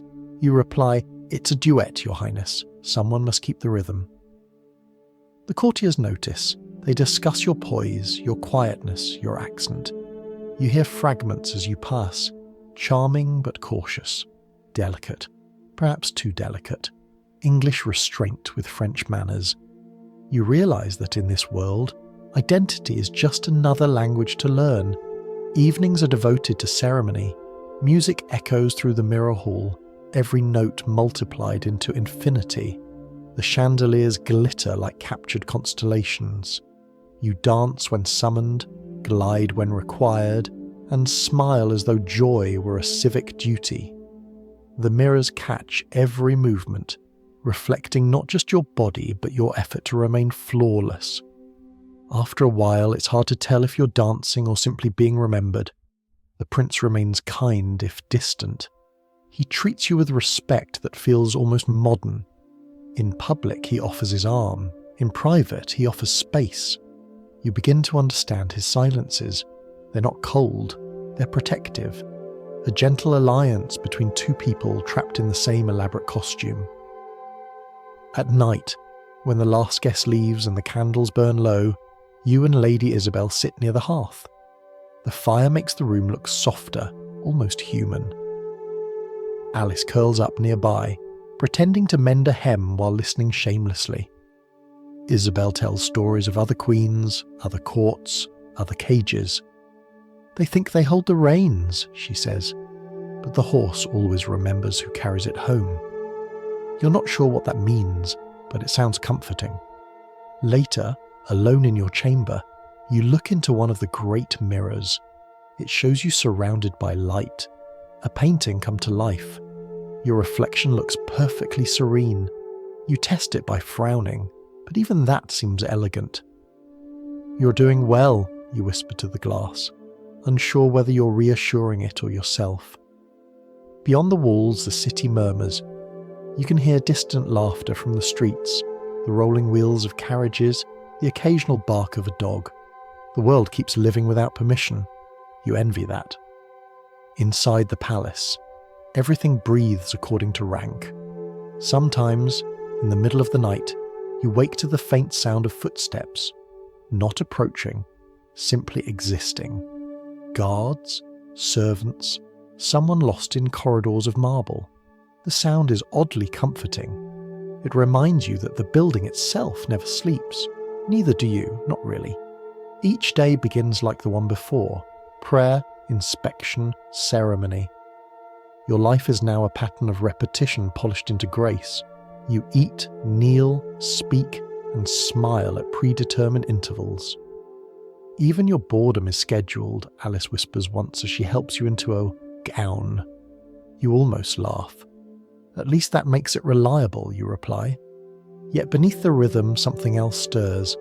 A quiet awareness. You notice which courtiers glance at the prince too long, which advisors speak in riddles, which servants carry gossip like currency. You learn the subtle geography of influence, who stands nearest the king, who dares to leave early, who prays with their eyes open. By the end of the month, the court begins to feel less like a labyrinth, and more like a book you're learning to read. The words may be foreign, but the story is familiar. Power, envy, survival. You find yourself turning the pages with care. As you blow out the last candle one evening, you catch your reflection again in the window.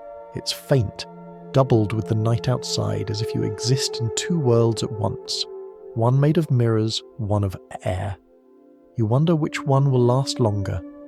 The story breathes again just a few steps ahead. That awareness will grow roots, and what begins as observation will quietly bloom into influence. The kind so gentle that no one realizes it's happening until it already has. By now, you've learned that a queen's influence rarely travels through the throne room. It travels through corridors, kitchens, and whispers. Power, in your case, smells faintly of rosemary and bread dough. The courtiers may rule in velvet, but you've discovered the kingdom within the household, where decisions are stitched, baked, and quietly enforced. Your mornings begin earlier now, before the palace fully wakes. Lady Isabel calls it the hour of useful invisibility. Together you walk through the back corridors, those narrow candle-lit arteries where the palace's true blood circulates.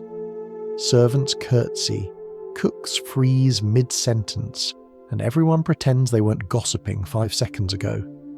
You nod to each of them, not as royalty but as ritual. Familiarity breeds loyalty. Loyalty keeps you warm. The kitchens are the most honest place in the entire palace. They smell of yeast, smoke, and unedited truth.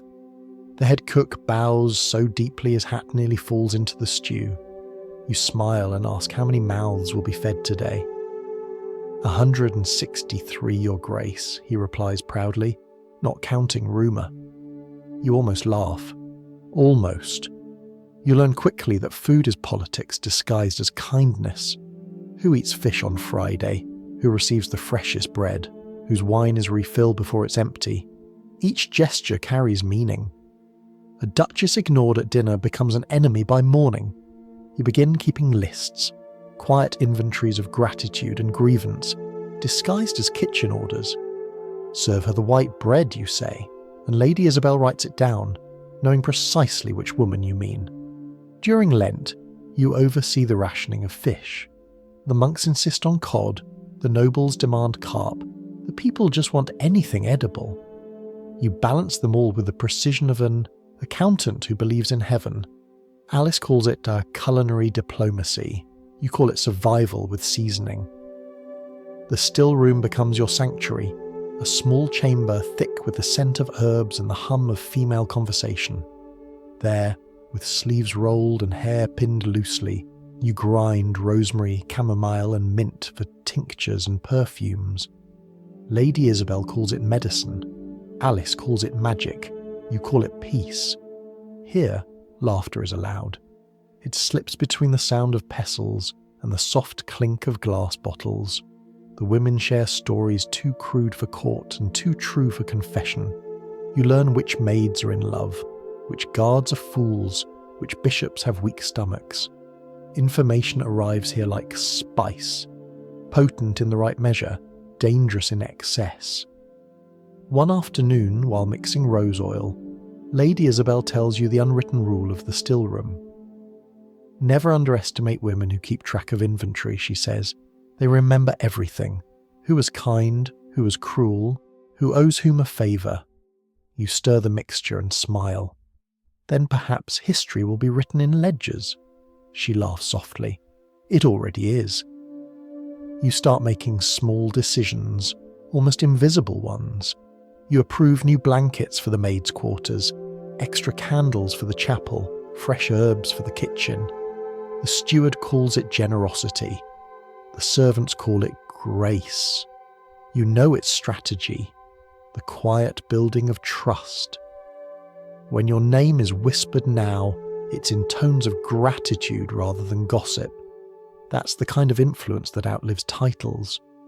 In the afternoons, the prince joins you for what he calls domestic inspection, though it's really a brief escape from politics. He watches as you taste a new sauce or review the accounts for the household expenses. You manage the palace better than I manage the country, he says. I doubt that, you answer smiling. The vegetables at least do as they're told. He laughs. The sound surprising, both of you. You find humour in everything, he says. It keeps the walls from closing in, you reply. Outside your private sphere, the palace continues its theatre. Banquets, prayers, processions. But you've begun to notice how your quiet decisions ripple outward. The steward now defers to your opinion on supply matters. The abbess sends thank you notes for donations you didn't technically approve. Even the courtier's gossip has softened. Influence, you've learned, doesn't always arrive with trumpets. Sometimes it just smells like fresh bread. At night you return to the still room. The air is warm and fragrant, the flicker of candles painting the herbs in shades of gold. Alice hums an old English tune while washing glass jars. Lady Isabel sips from a small cup of wine and tells you about her youth, how she once fell in love with a poet who believed in equality, which, she adds, was his first mistake. You laugh quietly, and for a moment, the room feels timeless. The three of you could be anyone, women sharing work, gossip, and the illusion of safety. The world outside these walls, with its crowns and treaties, feels like a distant story. When you finally step out into the corridor, the palace is asleep. The only sound is the steady breath of the torches along the walls. You walk slowly, the faint scent of mint following you like a small act of defiance. In your chambers, you find a note from the prince on your desk. His handwriting is neat but hurried. The council meets tomorrow. I will speak in your favour regarding the new charity fund. You were right. Mercy looks better on a ledger than on a sermon. You smile, fold the note carefully and tuck it into a drawer beside your ring. Recognition again. Quiet but unmistakable. As you blow out the candle, you think of Lady Isabel's words. Every glance is a question, every word a mirror. You realise that power isn't always the ability to command. Sometimes it's simply the ability to choose which reflection to offer. Somewhere beyond this moment, the story rearranges itself. The mirrors will crack slightly. The court will begin to whisper again, not about your household, but about your womb. And in a place where lineage is faith, even silence becomes a prayer for proof. At first, the silence feels harmless. Then it becomes heavy. Then it starts whispering your name. Months have passed since the wedding, and the court has begun counting. Not coins, not blessings, but the weeks without news. There are no children yet, and in a palace that worships fertility as proof of divine approval, that is the one kind of miracle that must happen on schedule. The courtiers begin gently. She is young, they say. These things take time. By the 3rd month, they add, but not this much time. By the 6th, the smiles grow thinner. The Queen Dowager sighs audibly during dinner prayers. The duchesses exchange looks that could curdle milk. Even the servants start speaking in coded politeness. May God bless your grace with every happiness, they say, meaning may you stop alarming the kingdom. You can feel the scrutiny before you see it. Every step you take, every sip of wine, every faint smile becomes public evidence of a womb's silence. The palace has turned into a choir of subtle judgment. Faith, they say, must be proven. You wonder when faith became biology. The prince tries to be kind. He tells you not to listen, though he knows that's impossible. They forget, he says, that waiting is also an act of endurance. He touches your hand gently, as though comfort were a fragile object that might shatter. You smile at him, because he's trying, and that counts for more than hope. Then come the remedies. Physicians arrive with tonics made from improbable ingredients, ground pearls for purity, saffron for balance, and something unpleasant involving powdered deer antler to awaken the humours. You drink it all, because refusal would be a scandal, and scandal is worse than nausea. One doctor even prescribes music played at your belly, claiming harmony inspires life. You lie still while a harp hums beside you, wondering if God enjoys irony. The confessor offers spiritual advice instead. Pray to St. Anne, he says. She understood delay. You light candles until the air smells of wax and desperation. Each flame becomes a question, none answer. One afternoon, the Queen Dowager sends a box of relics, a bone fragment of St. Margaret, the patron of childbirth. It arrives with a note that reads, "May her faith open what the Lord has closed." You thank her, of course. Gratitude is the only safe reaction to insult. You place the relic on your bedside table, unsure whether to pray to it or apologise to it. At Mass, the sermons take a sharper tone. The bishop speaks of patience, obedience, and divine fruitfulness. His eyes rest on you just long enough for everyone to notice. Lady Isabel leans close and mutters, "You'd think he was expecting a share in the inheritance." You suppress a laugh that might come out too honestly. Rumours multiply like ivy. Some whisper that you're cursed, others that you're too clever to conceive, as if intelligence and motherhood are mutually exclusive. One particularly creative lady claims that your marriage was never truly consummated, that the prince, pious as he is, must have chosen prayer over passion. You almost admire the imagination required to invent your misfortune so politely. Lady Isabel tells you not to fight the gossip. It will eat itself eventually, she says, like a snake chewing its own tail. But you know better. In courts like this, snakes never go hungry. Alice, always braver, suggests simpler solutions. "If I were you," she says one night while brushing your hair, "I'd spill wine on that duchess with a smirk. Accidents can be holy too." You smile at her reflection. Tempting, you say. But saints are made from restraint, not satisfaction. She frowns. Then I'll never be canonized. You try everything. You walk in gardens, you drink blessed water, you pray until your knees ache. You even visit the royal astrologer, whose chamber smells of incense and confidence. He gazes at his star charts, squints, and announces, "The heavens predict a child within the year." You want to ask if the heavens have ever changed a diaper. Still, you hold on to his words. Hope, even when misplaced, has a good bedside manner. The prince seems relieved by your optimism, and you let him believe it's real. Some nights, you sit together by the fire, speaking softly about nothing. The weather, a new book, a bird trapped in the tower rafters. He reads aloud from an old chronicle, his voice calm and even. The world feels briefly normal. And then, quietly, life answers. One morning, you wake with a strange stillness in your body, a heaviness that feels new. The physician visits, counts the weeks, nods sagely. "It seems," he says, "the prayers were accepted." You laugh, then immediately cry, because joy feels suspicious when you've been trained for disappointment. The news spreads faster than you can breathe it. The bells of Paris ring, the courtiers cheer, and the Queen Dowager sends another relic. A lock of her own hair, which is somehow meant to guarantee safe delivery. You hang it on the wall out of superstition or diplomacy, you're not sure which. Lady Isabel brings you a cup of warm milk and a smile that actually reaches her eyes. "So, the kingdom may sleep again," she says. "You've single-handedly saved the faith." You laugh softly. It's nice to be useful. That night you write in your journal for the first time in months. The ink flows easily, like it missed you. "I am to be a mother," you write, though the word feels fragile, like glass under breath. You pause, then add, "and maybe finally myself." You sleep with one hand resting lightly on your stomach, as if protecting a secret the size of a whisper. Outside, the wind stirs the curtains, and for the first time in a long while, it doesn't sound like gossip. It sounds like promise.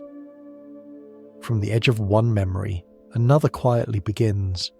That promise will test its meaning. Through pain, firelight, and the trembling hands of a physician who knows that miracles often arrive disguised as survival. The palace falls into ritual again, but this time it's quieter, a kind of watchful reverence reserved for saints, storms, and pregnancies. Your chambers are rearranged, candles replaced, curtains drawn tighter. The air itself seems to hold its breath. Everyone treats you as both fragile and holy, a paradox that would be flattering if it weren't so exhausting. Each day begins the same. The physician checks your pulse, the midwife checks your posture, and the priest checks your conscience.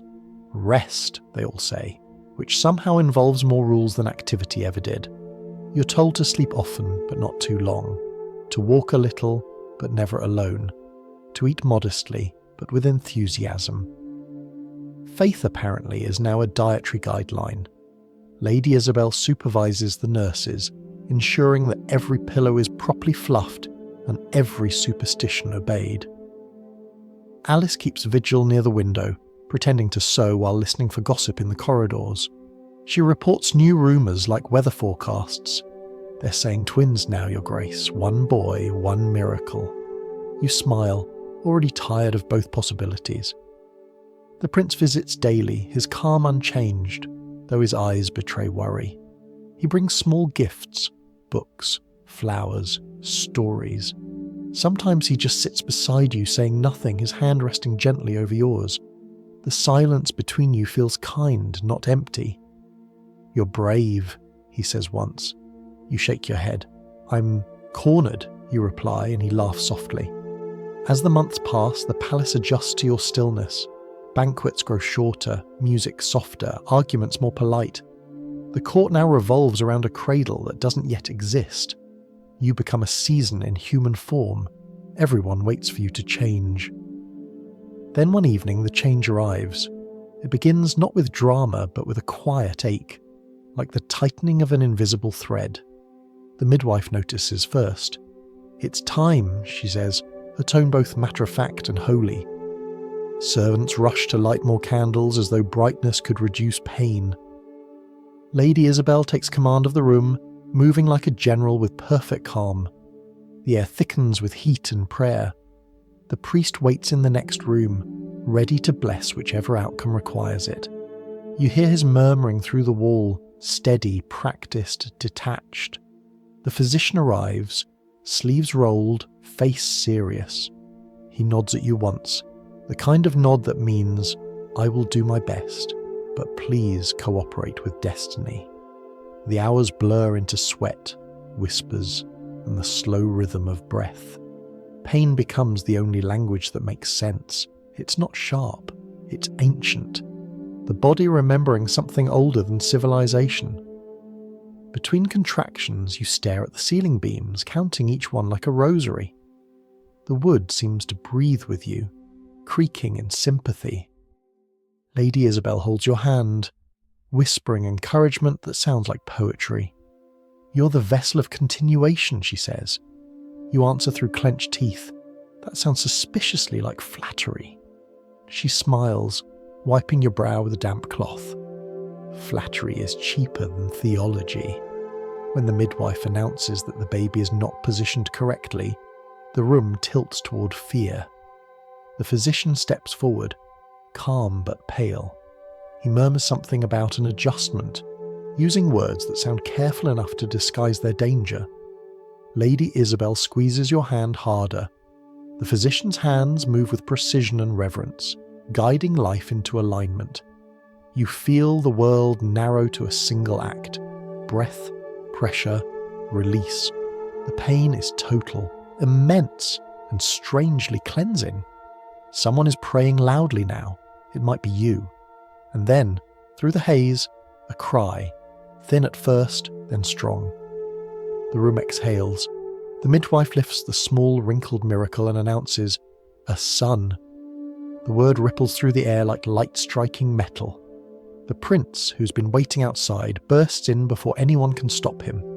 He looks at the child as though seeing proof that time can forgive. His eyes shine, his composure gone for the first time in memory. He bends down and kisses your forehead. "You've saved us," he whispers. You want to say, "No, I just survived us." But the words dissolve into exhaustion. The midwife wraps the baby in linen and places him in your arms. He's smaller than the future he represents, red-faced and indignant. You trace the curve of his cheek, feeling disbelief, relief, and the strange weight of continuity. For the first time in years, you cry without apology. Outside, the bells begin to ring. The entire city celebrates as though the child himself had ended a war. Courtiers fall to their knees in gratitude. Scribes start drafting announcements, and the Queen Dowager sends a messenger carrying a prayer and several unsolicited suggestions for baptismal names. But in the quiet of your chamber, none of that exists. There is only the flicker of candlelight, the smell of blood and lavender, and the soft rhythm of new breathing beside your own. Lady Isabel stands near the doorway, smiling. "He has your hands," she says. You look closer. "Then let's hope they're steadier than mine." The physician bows, murmuring something about miracles. You thank him, though you suspect it was more skill than providence. Alice slips in with a tray of broth, and a grin far too wide for etiquette. "He's loud," she whispers. "Good lungs. He'll outshout half the council by the age of 3. You laugh weakly, then drink the broth just to make her proud. Later, when the room is empty and the torches burn low, you study the tiny creature sleeping beside you. His fingers twitch, his face softens. He knows nothing of titles or expectations or treaties disguised as birthrights. He only knows warmth. You envy him for that. You think of the relics, the prayers, the gossip, all the desperate choreography performed to summon this single heartbeat. And now that it's here, you realize it was never the miracle they wanted. It's the one you did, endurance, through fear, through ceremony, through being watched and doubted. You survived, and that in its quiet way feels divine. As dawn breaks, the light touches the cradle for the first time. The prince stands at the window, the baby in his arms, his expression somewhere between awe and exhaustion. He turns toward you, smiling softly. "He looks like you," he says. You shake your head. Then God has a strange sense of humour. He laughs, a sound too gentle for marble walls, and places the child beside you again. The candles flicker out one by one, surrendering to morning. For once, you don't care who's watching. And just beyond this thought, the story continues its slow pulse. That morning light will fade into the rhythm of rule, where survival must learn to look like serenity, and motherhood becomes just another performance of grace. Motherhood begins not with wonder, but with paperwork. The baby has a wet nurse. The wet nurse has an assistant, and both report to the steward, who reports to you. You quickly realise you are less a mother than a small government with milk involved. The court calls it devotion. You call it logistics. The prince beams with pride, though he's busier than ever, and the palace hums with renewed purpose. Your name now travels through corridors attached to adjectives like fruitful, gracious, and exhausted. Everyone congratulates you as though you personally solved a theological riddle. A son, they say reverently, a blessing from heaven. You smile, thinking heaven gets credit for all the hard work done in candlelight. You oversee everything. The wet nurse rotation, the washing of linen, the choice of lullabies. Each task is both tender and strategic. The baby sleeps in a cradle carved from oak placed near your bed. He breathes softly, evenly, as though time itself has learned good manners. When the nurse leaves, you sometimes lift him yourself, ignoring every rule. His warmth startles you. His smell is faintly sweet, a mix of milk and promise. The midwife would scold you for feeding him, but one night you do it anyway. He looks up, eyes unfocused, and the world briefly feels merciful. Days pass in a rhythm of ink and breath. Between feedings, you manage letters, repairs, and reports. The palace roof leaks again, no miracle forthcoming, so you direct the steward to send workers.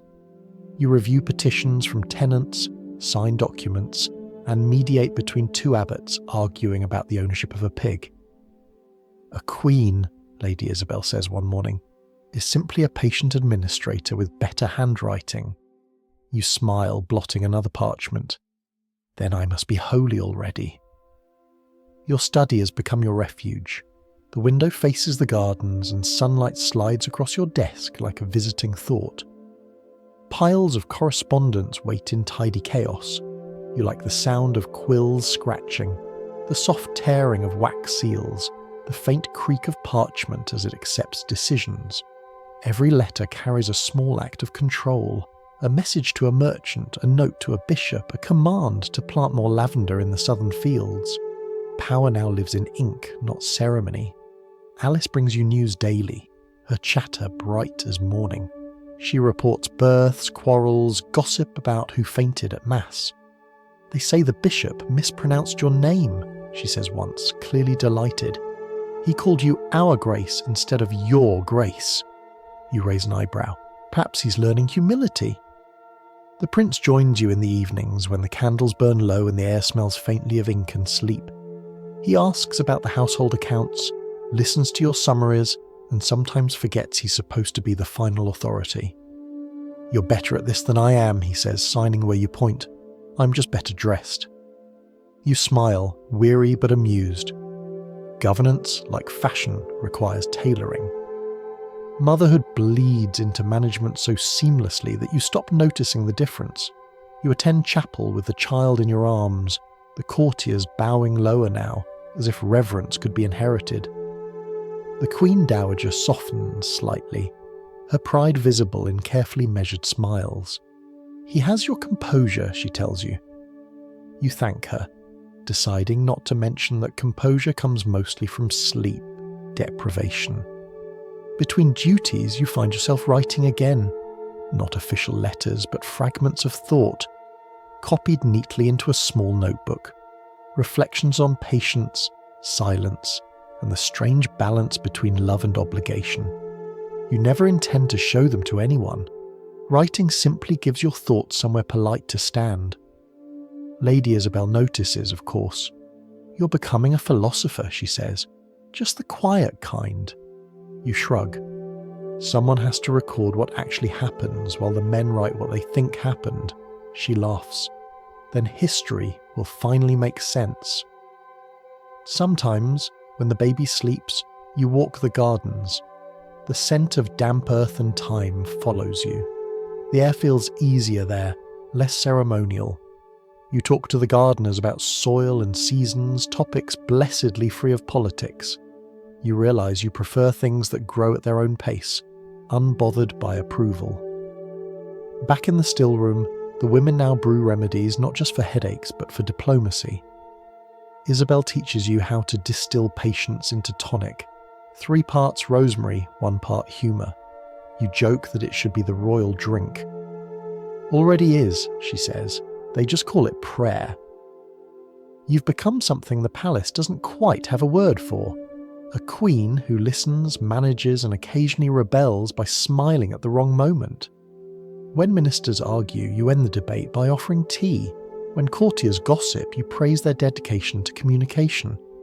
You discover that wit is the only weapon allowed to a woman who must always appear kind. At night, you return to the nursery. The nurse has gone, and the room smells of milk and wood smoke. The child dreams in small sighs. You stand by the cradle, watching his chest rise and fall. The candle beside you burns steadily, its light spilling across both of you like a quiet blessing.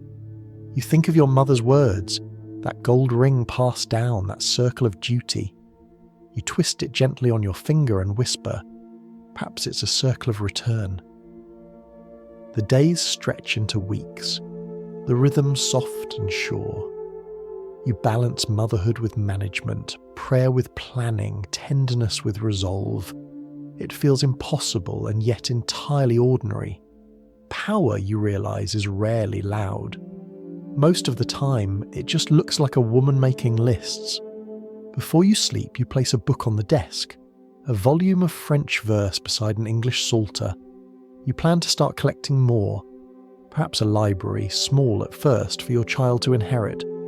Knowledge, after all, is another kind of dowry, one that can't be traded, only remembered.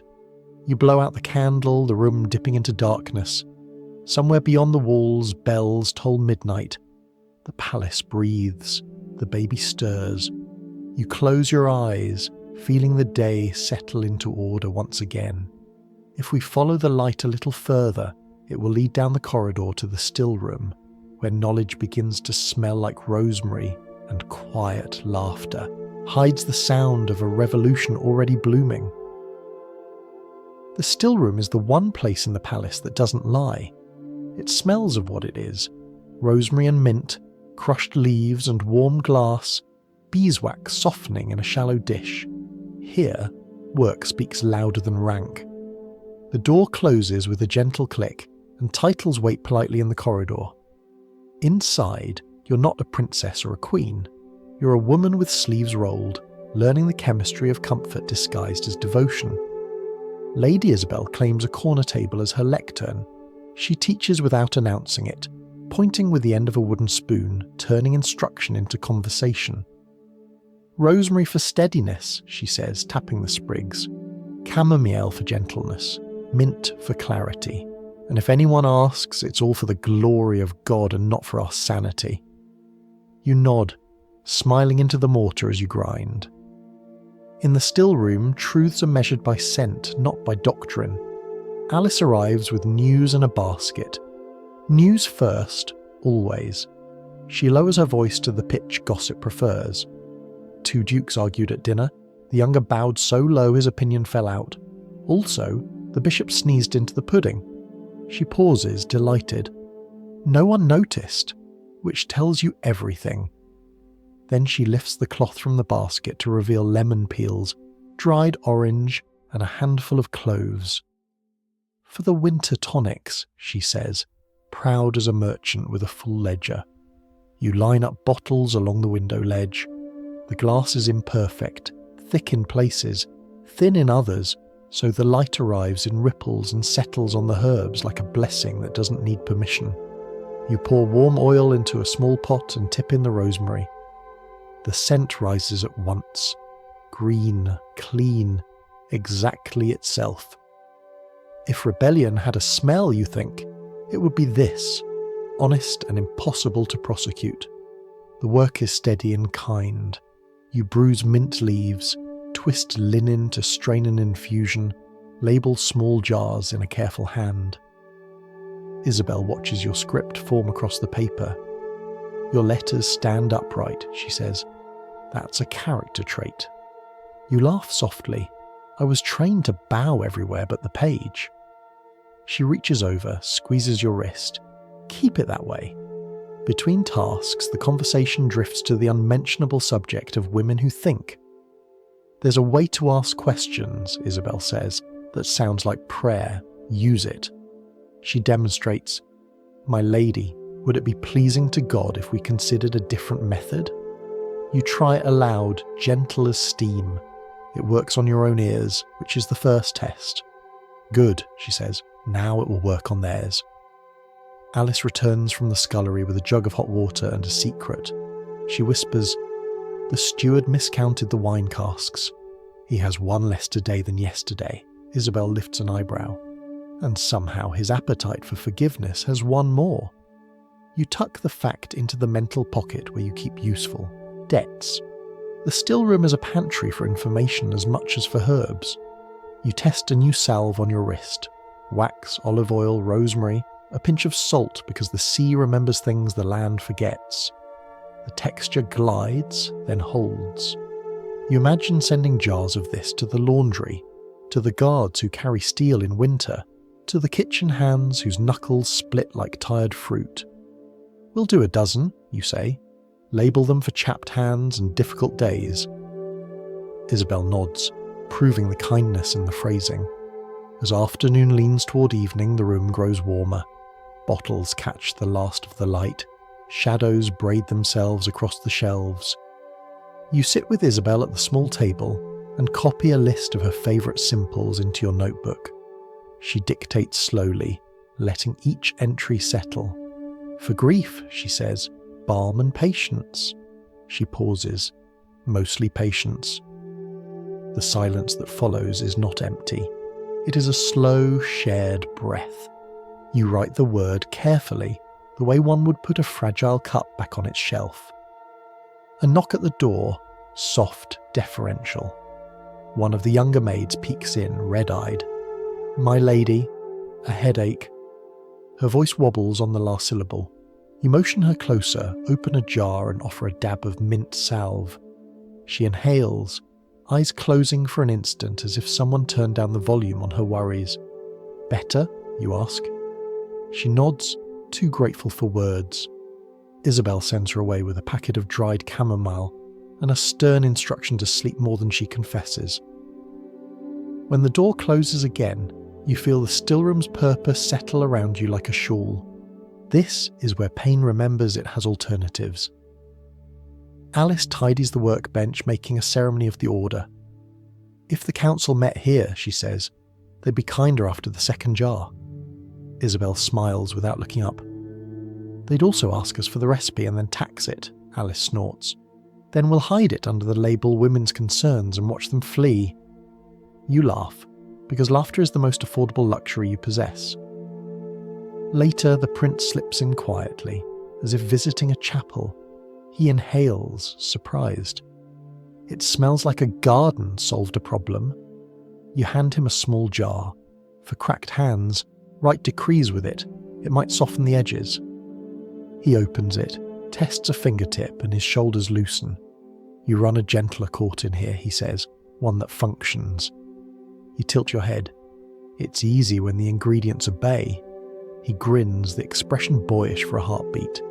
Teach me the trick, Isabel answers before you can. Listen more than you decide. He nods as though given a map. When he leaves, the room pauses in his absence, then resumes at its own pace. You pour the final bottle, seal it with wax, and press your signet ring into the warm surface. Your mark small and precise, a quiet signature the palace will never announce but will feel all the same. You realise how many such marks you've begun to leave, on orders, on gardens, on the mood of corridors. Influence that smells like rosemary and reads like courtesy. Isabel closes the ledger with a contented thump. "What we do here," she says, "they'll call charity. It's policy, just gentle." You meet her eyes. Gentle works longer, she inclines her head, and leaves fewer wounds to cauterize. Before leaving, you bank the coals and draw the curtain a finger's width so the room keeps its heat. Alice slips the key into your hand just for the feel of it, then takes it back with a grin. "I like to pretend," she says. "Pretend away," you answer. Most of court is pretending. Ours just does something useful. You step into the corridor, carrying 2 jars for the nursery and 1 for the scribe who coughs at dusk. The air outside is colder, sharper, almost judgmental after the still room's warmth. Your footsteps sound more official than you feel. Somewhere a bell marks the hour. Somewhere a rumour tries to stand up and fails for lack of proof. As you walk, you think about the odd safety found in a room full of bottles. Intelligence has to hide somewhere. If it cannot sit at the council table, it will take a chair beside the mortar and pestle. If it cannot sign decrees, it will label jars. If it cannot wear a crown, it will breathe through herbs and call itself devotion. The empire of women, invisible at a glance, durable as wax once cooled. Back in your chamber, you set the jars on the mantel. The baby sleeps in his cradle, one hand open, already letting the world happen without panic. You lean over, kiss his forehead, and whisper a promise you're finally ready to make. You will teach him that strength isn't loud, that wisdom often comes scented with mint, and that kindness is a policy, not a mood. From here, if we follow the light of the candle along the edge of your desk, it stops at a blank page. A library waits to be born, a network of letters to be written, a future taught to read both languages of your life, the one spoken in courts and the one whispered in rooms that smell like rain. It begins, as most revolutions do, with paper, a single sheet left on your desk after morning prayers, an official request to approve the restoration of an unused chamber near the west corridor. The steward calls it storage. You read the description twice, look at the dimensions and quietly rename it in your mind. Library.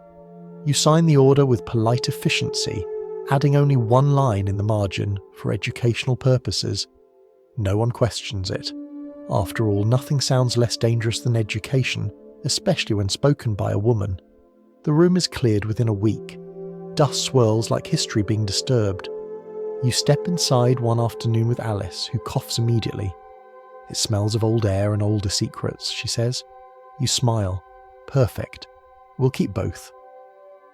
Sunlight filters through. High windows, cutting narrow paths across the stone floor.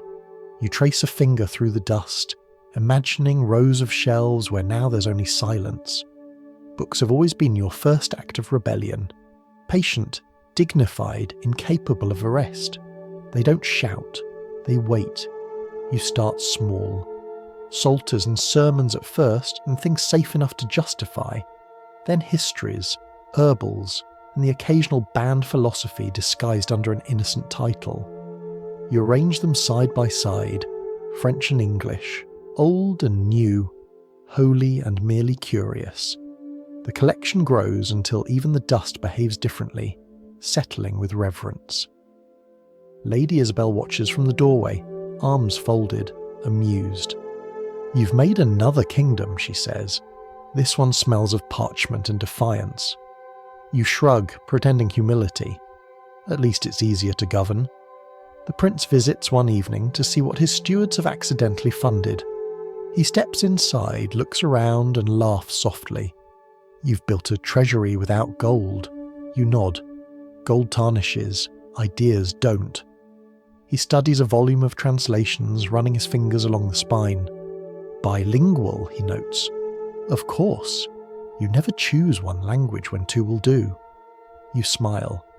It's how peace is kept and how it reads. He sits for a while, reading aloud from a collection of poems about patience. The sound of his voice mingles with the rustle of turning pages. You realise how rare it is for words to be spoken without purpose here. When he finishes, he closes the book gently and says, "We should have more of this." You don't ask whether he means reading or quiet. Either way, it feels like progress. The library becomes your refuge, a still room for the mind. The servants whisper about it, half in admiration, half in confusion. "Her Grace reads," they say, "for pleasure." It's a phrase that sounds almost scandalous. Soon, others start to visit.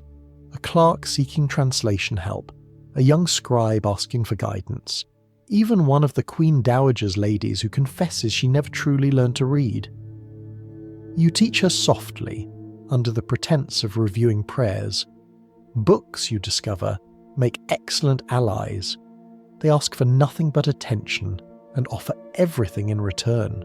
Through them, you correspond with minds you will never meet. Thinkers, travellers, women who dared to write between restrictions. You copy their words in your careful hand, adding marginal notes the way one might leave small lamps along a path for future travellers. Letters follow. You begin writing to other noble women, acquaintances from your own homeland and new friends across the provinces. You exchange herbal recipes, hymn translations, and subtle reflections disguised as gossip. You learn who is safe to trust by the kinds of metaphors they prefer. Some write in flowers, lilies for sorrow, rosemary for remembrance. Others hide meaning in spelling mistakes. You, of course, reply in flawless grammar, which is itself a kind of wink. One night, Lady Isabel finds you surrounded by open letters and candle stubs. Correspondence, she asks. Or conspiracy? You glance up. Both, depending on who reads them. She grins. Good. Every kingdom needs footnotes. Alice acts as messenger, slipping envelopes into saddlebags, retrieving replies wrapped in layers of polite indifference. She reports her findings each evening like a bird delivering small miracles. The Duchess in Burgundy sends her regards, she says one night, and a recipe for a mint cordial that apparently improves memory and charm. You raise an eyebrow. Useful for diplomacy, Alice winks. Or for surviving dinner. As the library grows, so does your sense of quiet defiance. You order new shelves carved from oak, their edges decorated with vines and small initials, an unspoken alphabet of gratitude. On the highest shelf sits the first book you ever owned, the English Psalter from your childhood, its pages now fragile but unforgotten. You place it beside a French translation of Augustine, a silent treaty between languages. The court soon begins to notice the change in atmosphere. The prince quotes poetry in council meetings. The steward corrects his own Latin. Even the Queen Dowager's tone softens when she hears of your pious reading habit. You bow politely, hiding a smile. Piety, it seems, is an excellent disguise for progress. In time, the library gains a reputation. Visitors come to see it, pretending they understand the Latin titles. They ask which books are suitable for ladies. You point to the shelves with identical bindings and say, "All of them." Some take that as a joke, others perhaps as permission. In the afternoons, when the light is kind, you sit at the small desk by the window and write letters that don't need to be sent. Notes to your future children, to yourself at 12, to women who will live centuries ahead. You write about patience, humour, and the art of choosing which truths to whisper and which to publish. You end each letter the same way. May knowledge arrive safely even when the messenger must hide it in plain sight. One evening, as the candles burn low, the prince joins you again. He looks around the room, now filled with shadows and words. "You've changed the court," he says. You tilt your head. "By accident?" He shakes his head. "No, by literacy." You laugh quietly. "It's slower than a sword." "Yes," he says, "but it leaves fewer widows." When he leaves, you stay behind, adding another entry to your notebook. a list of books to translate, letters to answer, dreams to remember. The air smells faintly of wax and paper, an aroma more comforting than incense. The sound of the quill on parchment becomes a kind of lullaby. Outside, the city murmurs its usual songs. Inside, your small empire of pages glows in the candlelight, modest, fragile, eternal. You realise that for the first time you are building something that will outlast correction. The candle flickers once, and history opens its next door. The years will grow heavier, and even the brightest rooms will gather shadow. But for now, the library hums quietly behind closed doors, and the woman who was once property now owns time itself, one page at a time. Years pass the way time always does in palaces, politely, but with intent. The child grows, the kingdom shifts, and you begin to notice that the prince's hair has turned the colour of parchment near the temples. He laughs less often, coughs more. Council meetings stretch longer, so do silences. And though his crown still gleams, the weight of it has begun to leave a faint, invisible bruise. You feel it too, though differently. Power, you've learned, is not a crown or a title. It's the ability to keep things from falling apart while pretending they're still whole. You've been doing that quietly for years, managing accounts, smoothing disputes, writing letters that end wars before they start. But now it's no longer quiet work. The courtiers bow to you first, and the petitions come addressed in your name. The prince notices, of course. One evening, as you sit beside him reviewing correspondence, he looks up and says, "You could run the council without me." You answer softly, "I already do. I just let you think you sign faster." He smiles, tired but fond. "Then promise me you'll keep doing it, at least until someone notices." His illness is gentle at first, a persistent cough, a loss of appetite, a preference for firelight over sunlight. The physicians bring tonics, the priests bring relics. You bring calm because someone has to. When he cannot attend mass, you sit in his place, your hands folded with such composure that even the bishops bow lower. The courtiers start calling you the steady light. You pretend not to hear, but you remember the phrase. When the council gathers, you sit at the head of the table now, though technically you're still to the right of the throne. The men around you clear their throats more often, unsure whether to call you your grace or my lady or the reason things still function. You let them choose, because titles are less important than obedience. They argue about borders, taxes, and whose cousin deserves a better title. You listen, nod, and wait. When they finish, you rest your hand on the table, small, deliberate, and speak in a tone that could flatten tempers better than swords. "Gentlemen," you say, "we're not debating power. We're maintaining its illusion. Please do so gracefully." Silence follows. Then, blessedly, agreement. After the meeting, you return to the library. The shelves have grown taller, the manuscripts more numerous. Dust settles gently on the bindings, the same way years have settled on you. The air smells of parchment and patience. You run your fingers along the spines, counting them like old friends. Somewhere between the art of governance and the herbal compendium, you find a slip of paper, the prince's handwriting from years ago. You manage the palace better than I manage the kingdom.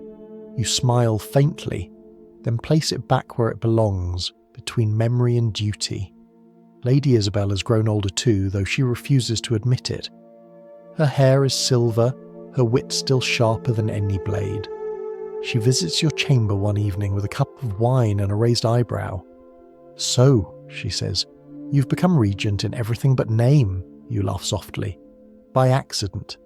She takes a slow sip. Power by accident, the most medieval promotion of all. Alice still serves, though she's wiser now and slightly less reckless. She runs the household like a general disguised as a maid. "The cooks fear you," she tells you proudly one morning. "That means you're doing something right." You answer, "Fear is an unreliable spice." She grins. "Yes, but it keeps the soup hot." The prince's health declines slowly, politely, as though even illness must respect court etiquette. He spends more time in the garden now, reading beneath the same tree where you once stood waiting for permission to speak. Sometimes you walk there together. He tells you stories of his youth, hunts, campaigns, books he never finished. You listen, because memory deserves an audience. One afternoon he takes your hand and says, "If anything happens," you interrupt gently, "when it does, not if." He nods, the ghost of a smile flickering. "Then keep the peace. Don't let them turn my absence into a reason for ambition." You squeeze his hand. "You taught me diplomacy. I'll simply continue the lesson." When he passes, it's as quietly as he lived. No thunder, no drama. Just one breath, then none. You hold his hand until it cools, then close his eyes yourself. The priests arrive with prayers, the courtiers with condolences, the nation with expectations. You receive them all with the serenity of stone.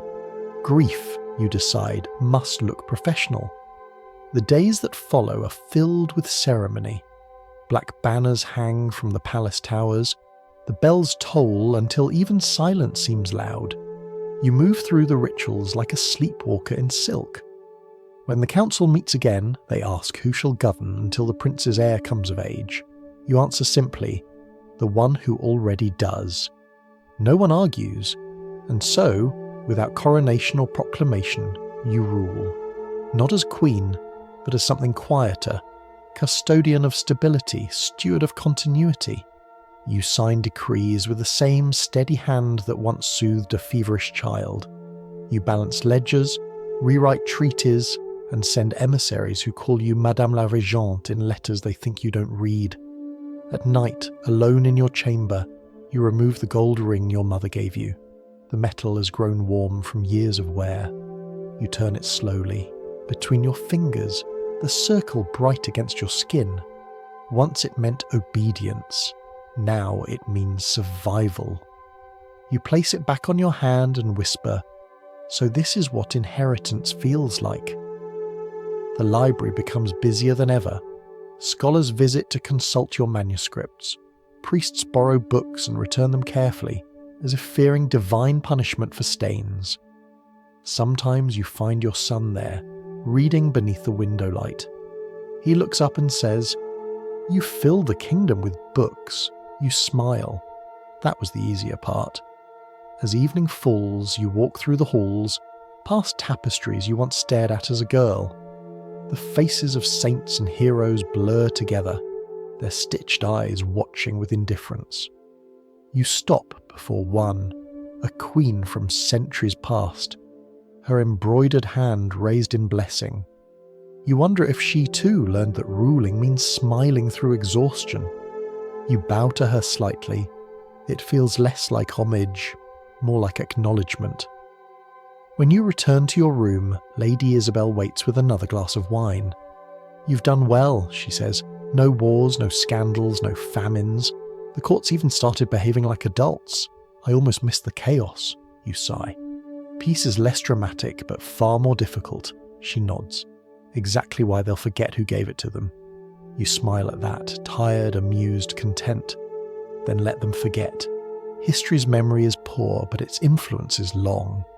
That night you write one final note in your journal. Obedience became strategy.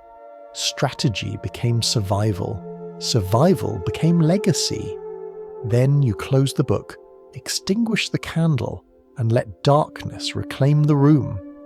If we follow the thread a little further, it will lead into memory, into the last echo of your footsteps through the stone hall, where laughter, prayer, and duty blur into a single sound: continuity.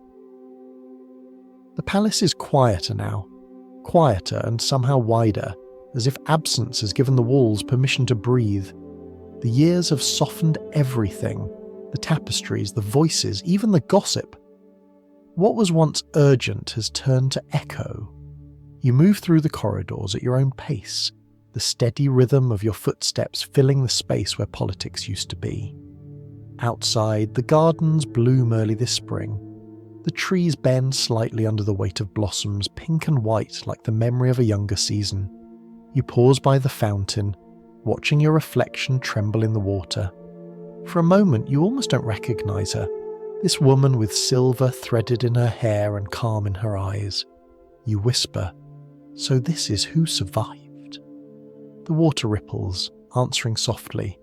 Your son now rules, though he still sends for you when the council debates too long or too loudly.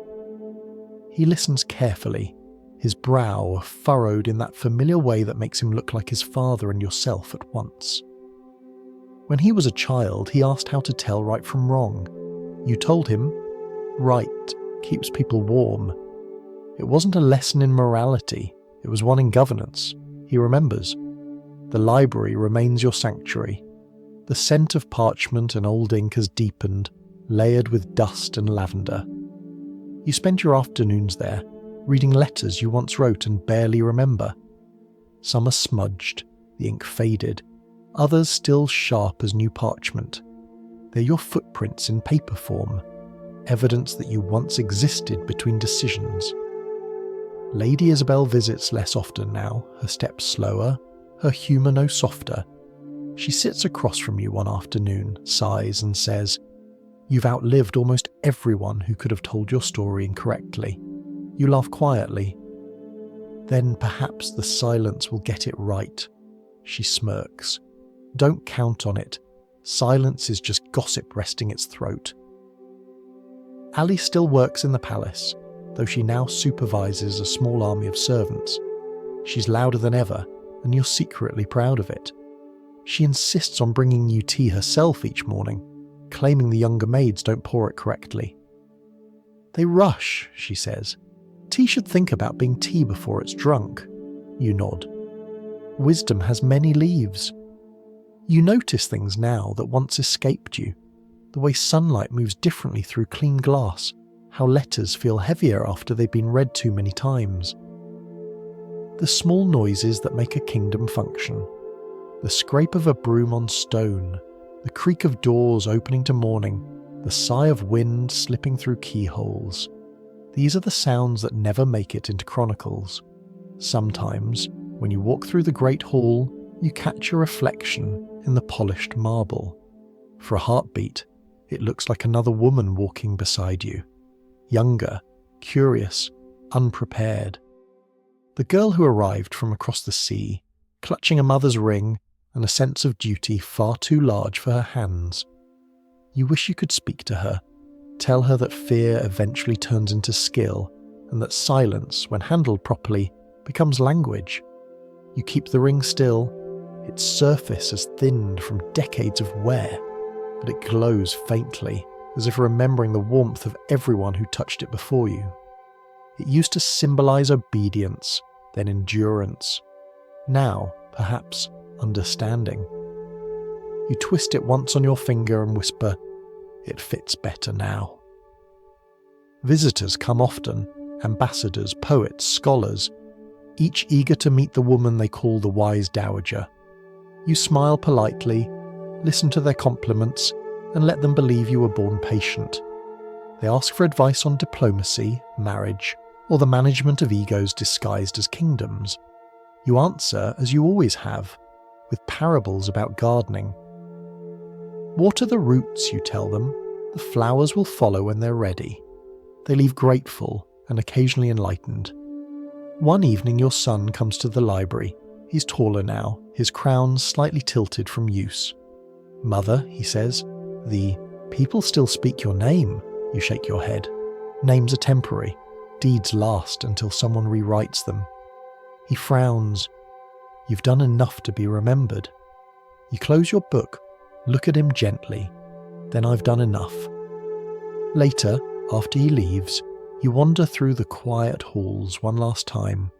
The candles flicker along the walls, their flames bending like small courtiers bowing to the draught.